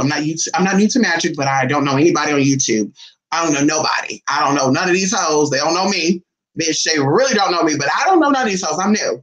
But I want to welcome you onto this journey. And I want you to grab a notebook. You go to Dollar Tree, Walmart if you feel fancy. And so I need you to write this book, Mystical Journeys with Persia. Oh, why not that? We go. Hey, shout out to Solange. Cosmic Journey with Mystic. How about that? Cosmic Journeys with Mystic. And I literally would like you guys to write down your interpretation of my videos. Oh my God. Yes. Write down the interpretation of the videos you watch of mine, and maybe once a week we'll do a call-in where you call in and say, Mystic, I saw that video that you were talking about, Mediterranean love spells. Yes, and you talk about how you got this and that. Well, listen, my interpretation of that was you use this because it's that. Is that true? And I can say, well, you're damn right. That's why we did it. Or whatever. So yeah, let's do that, honey. Come on, Jay. Thank you, Jay. Yes, honey. You got your couple, honey. The Africans ruled America at one point in time. We won't say Africans ruled Americas at one point in time. We'll say the Aboriginal people. I like to say the African linked people or the African appearing people. That's what I do. You're either African appearing or African connected or linked. Okay. And a lot of people appear to be African, but they're not. So I would say people of the African appearing side definitely ruled America, or the Americas. Definitely. We talk about the Mayans, who are very dark people. as we talk about certain parts of Mexico, you know, the MIs, the TEs. Who you doing? And we also talk about the SEs. So any country that starts with a Z or S and next to it is the E or A have some very dark roots. Because we talk about sexy, and the word sex was deal with the lower darkness, depths of something. So when people are very sexy, they arouse something, right? Yeah, what they arouse. They should arouse this, but not all the time. Well, sometimes this does get aroused. For me, you gotta arouse this, honey. You can think you're getting all that down right there, but once that arousal is gone, bitch, bye bye. Oh, let me block your number. You know, but yes. So going into that, the Aztecs and even in America, you know, the tribes here, they were very dark skinned people. When you get these lighter skin appearing Indians, you get regional mixing. So you have people that come on in, because you have people that are dark people that end up having a light skinned baby because that's ancestry. But I also feel like there's something that can happen in your genetic linkage that kind of overturns itself. So that's what happens when I see that. When I see two dark skinned people having a very light skinned baby, and they're like, what? That ain't my baby girl. Get a DNA test. Or everybody in my family are niggas. I got great grandmother pictures. We all niggas. Hell, you have a light skinned baby girl. You a hoe. No, something happened. I think linkage that flipped something over. But anyway, I won't go into that. But yes, so with that, we have the lighter skin Indians. I feel like they're mixed up with something. I feel like they're either Aboriginal and European mixed, or they're even Mongoloid Aboriginal European mix. And that's what I think you get when you get these lighter skinned Indian people, where they have very chinky eyes and white faces like Mongoloids, but they are saying they're native. And I'm not cutting in because some of them probably do have real native lineage. But, you know, going into Native Americans and Aboriginal people, they have very, you know, wide things and, you know, big things, because of course, when you're in nature, your body adapts to that, or nature adapts to your body, whichever way you want to see it. But when you're, you know, housed and kept, honey, you also adapt to those changes too. As I said, going into people who are, because I see this so much and it irritates the fuck out of me, where they say, Oprah Winfrey is a man, because Oprah, when she was 18, she was straight up and down like a man. And now that she's older, she's curvy because they did fat transfer. And I'm like, honey, I'm so glad you're a body expert, bitch. I'm so glad you know that Oprah was a man. I'm so glad you know that. Not even knowing that your own mama was a cross-dressed up. But anyway, I want to get into that. Some people, ancestors were warriors. Some people, ancestors were warriors. So you were muscular. You're very broad because you had to fight. Even the women. You look at the Amazonians, they were very masculine looking. So were you saying the Amazons were men? They had penises? That what you trying to say, honey? Hello? So, and even some of y'all let these people be so disrespectful online. You let people talk about Oprah. You don't give a fuck. Okay, you don't, but your mama look like Oprah. So your mama ain't curvy. She don't got no boobs, no ass, or none of that. She's straight up and down, but she had you. She even have a deep voice too. And you like, yeah, that gotta be a nigga, because I watched a YouTube video and she said that they're niggas. What? She not a doctor? Is she a doctor? She know the musculoskeletal system? Huh? Hello? She know about kinetics and all that. I mean, like I said, I'm so glad that you're a doctor, but you're on YouTube getting coins. I'm so glad you don't got to practice, but you're practice on YouTube. I'm so glad you got a master's or a doctorate in some type of science, but bitch, you're on YouTube asking for coin. Yeah, but they say they're built like men. They got big faces like a man. Only men got wide jawlines and all that. Girl, if your ancestors was out here in nature fighting lions and tigers and bears, you think that somebody looking like, let's talk about it. Somebody looking like Miley Cyrus is going to be able to fight off a fucking bear? If you're in the middle of nowhere, girl, and all you got is fucking sheepskin, tents, you think of a big ass lion come running over there that your ancestor built like Miley Cyrus is going to be able to fight that motherfucker off? No, girl. She going to have to be built like Serena Williams. She gonna have to be built like a Wendy Williams, honey. Get bitch, please. Get the fuck out of here. She have to be big and broad in order to fight off. But like I said, a lot of you are letting these motherfuckers fool you because you don't know who you are. Like I said, know yourself. A lot of these women are built like that. I know people that are built like that. My sister has a friend that she was friends with since the third grade. I won't say no names, but we were talking about this the other day, how she's built like a man. She has no hips, no ass, no nothing. Straight up, and she's built like a T. Very broad shoulders. She got a little bit of chi-chis, but she have a baby that she gave birth to. Bitch, hello. So that's how I'm like, girl, not all women are built and curvy. Some women, their ancestors were lazy as fuck. I'm not cutting in, but they were lazy as fuck. They set up, they ate all day. They sucked on cow's milk. They ate all the butters and shit. They said that they got fat as fuck, bitch, and that's why you're a little more curvier.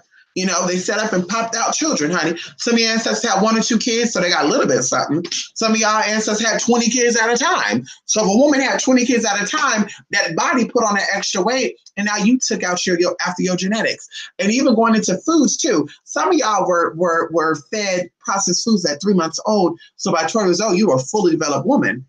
You had your period at 8 years old. You had full breasts and shit, triple D and shit, big ass and shit. You 12 years old. And you out here judging the next bitch because she built like a boy at 12. What? Her ancestors whooped your ancestors' ass, I guarantee you. They raided that village bitch so good, girl. They conquered. Hello? They conquered things. But anyway, so like I said, the Aboriginals definitely ruled the Americas. Definitely. I went out on a little tangent. Excuse me, honey. Okay, I bet the American culture and spirituality dominate the Americas before Europeans came. Of course, because you're dealing with nature, you're dealing with things being pulled over. We talked about this before. A lot of people that are American, Central American, Southern American, Central American. Hold on, I gotta see there we go. A lot of people that are Central American, Southern American, and Northern American that are connected to their roots still venerate spirits that have been watered down, but still have roots to where they originally came from. So in the class that we're doing, one of the classes, we talk about the roots to one of these deities that are perceived to be Hispanic rooted.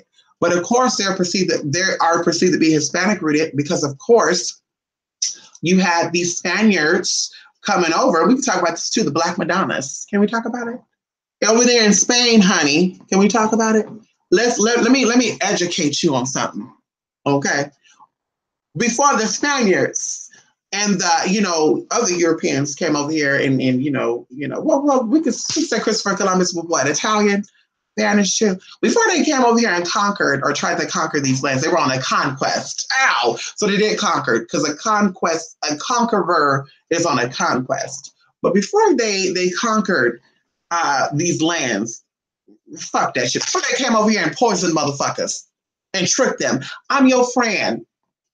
I'm your friend, baby. You never know. You don't know what liquor is, huh? The only liquor you know is from tequila, agave plant, all this stuff, huh? Let me show you some moonshine. Let me show you this good old poison right here that we got from Europe. It was fermented grapes and fermented rat poop and shit.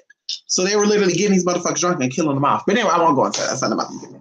We'll get to that. But what happened is they were trying to cover up certain things. So they had their own little stuff too. Black Madonnas is one of them, where they actually had these Black Virgin Mary prototypes. Look it up. Do your research.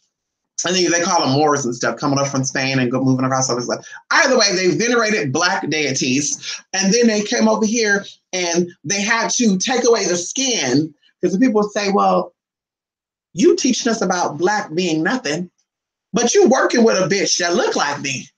You working with a bitch that got her hair wrapped up because she probably got some kinky hair and her skin is dark. So they said, fuck that shit. Let's fuck that shit, bitch. We're gonna make up some names. We're gonna call her the Grim Reaperess. We're gonna call her Concordia. We're gonna call her Umfunta. We're gonna call her Yorena. We're gonna call her all these other names and make her faceless and skinless so people can still feel connected to the energy, but not connect with the energy based on the skin color. And then, of course, while they were doing their little secret shit, they were teaching you about a lighter being. A lighter being, because they look, they gave you a teacher or a God that looks like them because they wanted you to think that they are God. And then, of course, now you got people saying, well, I'm really God because the Bible says that God looked like me. Well, I hate to be honest with you, brother, but you definitely ain't got no God tip in you. Because, honey, I don't care how much, can't nobody beat me into submission. And that's all I'm going to say. You want to play the victim or you want to act like, oh, honey, that's your tea. Can't nobody beat me into submission, honey. I'm going to stand up for who I am, and I'm going to go out that way. We're not submitting. We're not changing.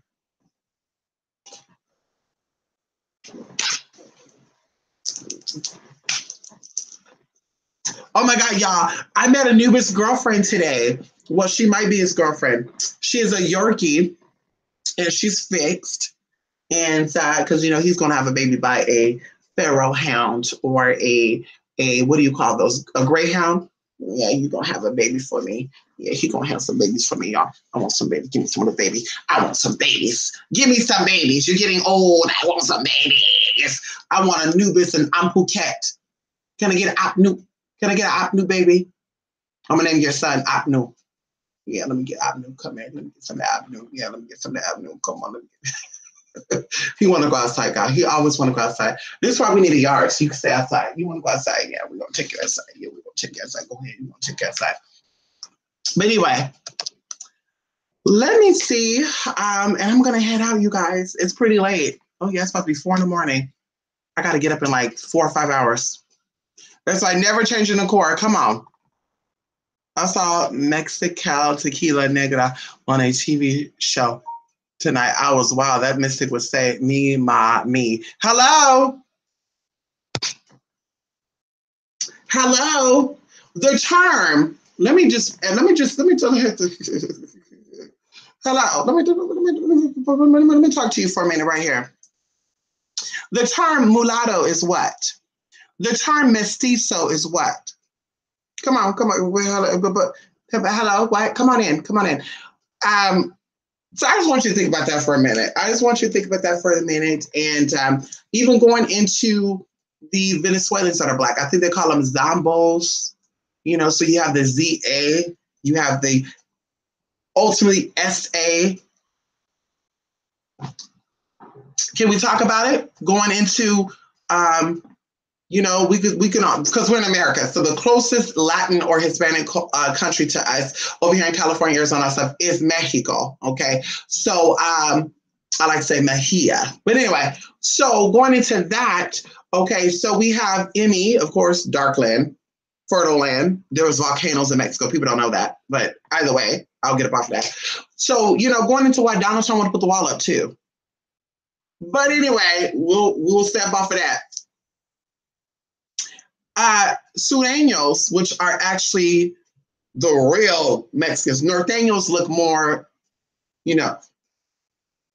American. They look more white. A lot of the Norteños are actually like white looking. Some of them are actually white. They're like, Scotland man, wanting to be connected with them. But anyway, and then the Sureños, they're more darker skin. They're more chacal, they're more darker.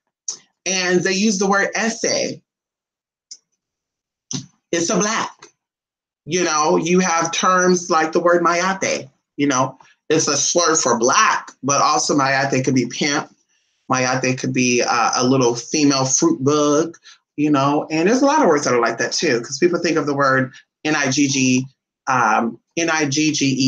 which is another abbreviation for Niggar, which is, if you look it up in the dictionary, means a very cheap individual. So anybody could be a Nigger because ultimately anybody could be a Niggar. So, it is what it is. But yeah. M and A vows always, honey. Yes, Zambo, Sambo. Also, even going into that, Sambo, in a part of the African American culture, a Sambo was a who? Who was a Sambo? What was a Sambo? No! Y'all know what I've been looking at lately, which is so crazy. And I'm just like, girl, I'm not going to say that name. Never mind. It's Amanda. But anyway, let me go, y'all. I got to get up early. I got to make some fucking phone calls in the morning. And I also have to do some spiritual tea, honey. Shout out to those of you who are also in the class. We got some surprises going on. And I'm excited about tomorrow's class, honey. Maybe if you guys let me know if you guys are all available tomorrow, maybe we can even do it live. If not tomorrow, maybe you guys can let me know Saturday or something. You know, I'm sure you guys will have Saturday off. No, y'all can have Saturday off. Y'all let me know. You know, come on over Saturday, and you can come on over on Saturday, and we can do a video on Saturday. Yeah, that's what we can do. Yeah, come on, honey. Yes. So, like, thank you guys for stopping by here. I was only supposed to be here for an hour. Oh my God. I told my friend I was gonna call her back. And honey, I've been here the whole damn time, but that's fine though. We talked. Yes, honey, we talked. And yes, good night. Thank you, honey. Yes, honey. Yes, honey. I got a little more tea I got to do, then I'll be going to bed. Be good to yourselves, honey. Magic is in the eye of the beholder. Yes, it is. Magic is your magic. Stop letting a bitch and a nigga tell you what is yours and what is not. If they were so up and on the up and did what they were supposed to do, honey, then maybe they wouldn't have to resort to telling you what to do and only what to do. And we'll keep it at that. Oh my God, y'all. Ah! Oh my God. Y'all know what I'm about to do right now, honey. We're about to get down with the get down. Yeah, blessings all, honey. Yes, thank you all, honey. I hope y'all have a good night. Oh.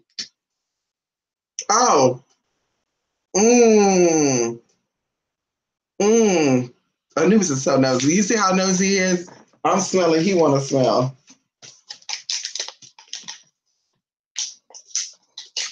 I want to smell, he want to smell. He's like, honey, can I get some of that too? Oh, that's so good, huh? Oh, Jesus. Oh my God. Oh my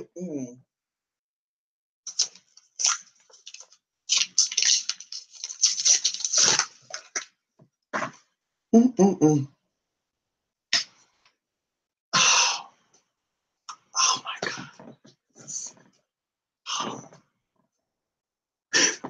Ah.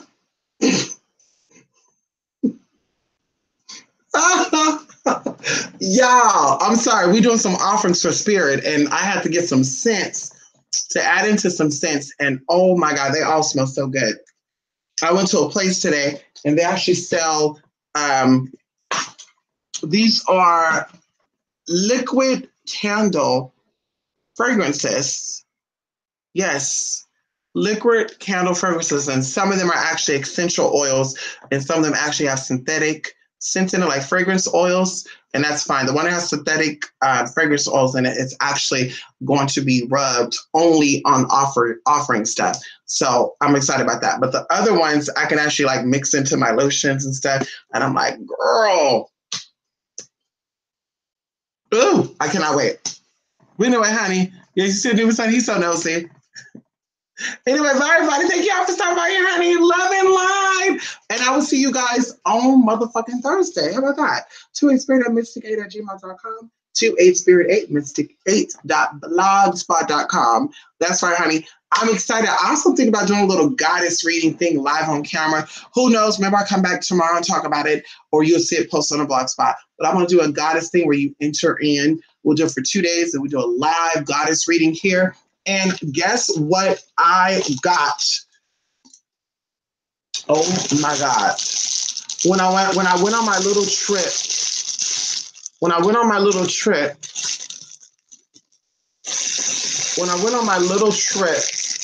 last week, you won't believe what I got.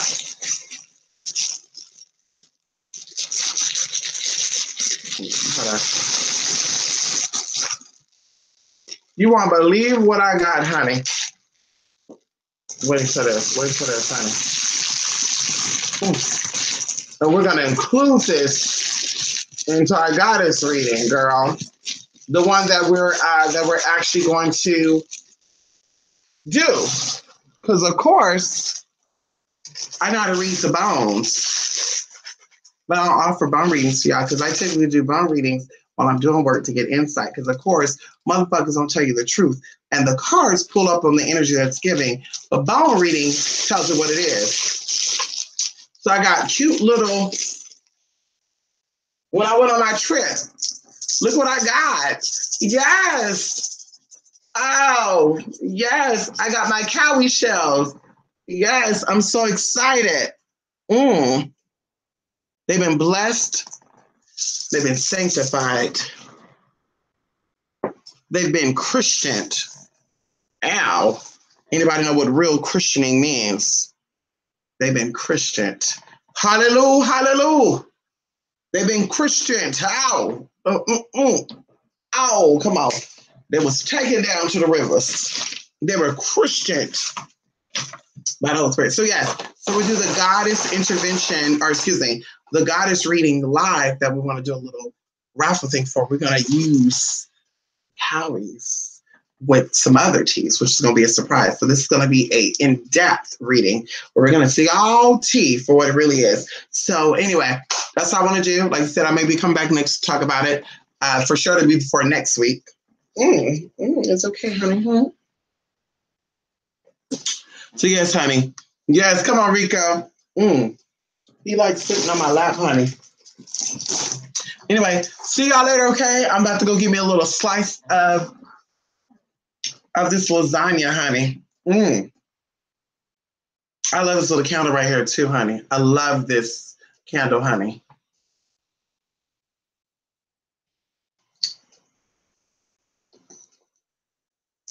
Talk about something. I need the triple candle with a cube on top. Anyway, bye everybody. Mwah! Let me ask about it here. Yes, honey. Bye.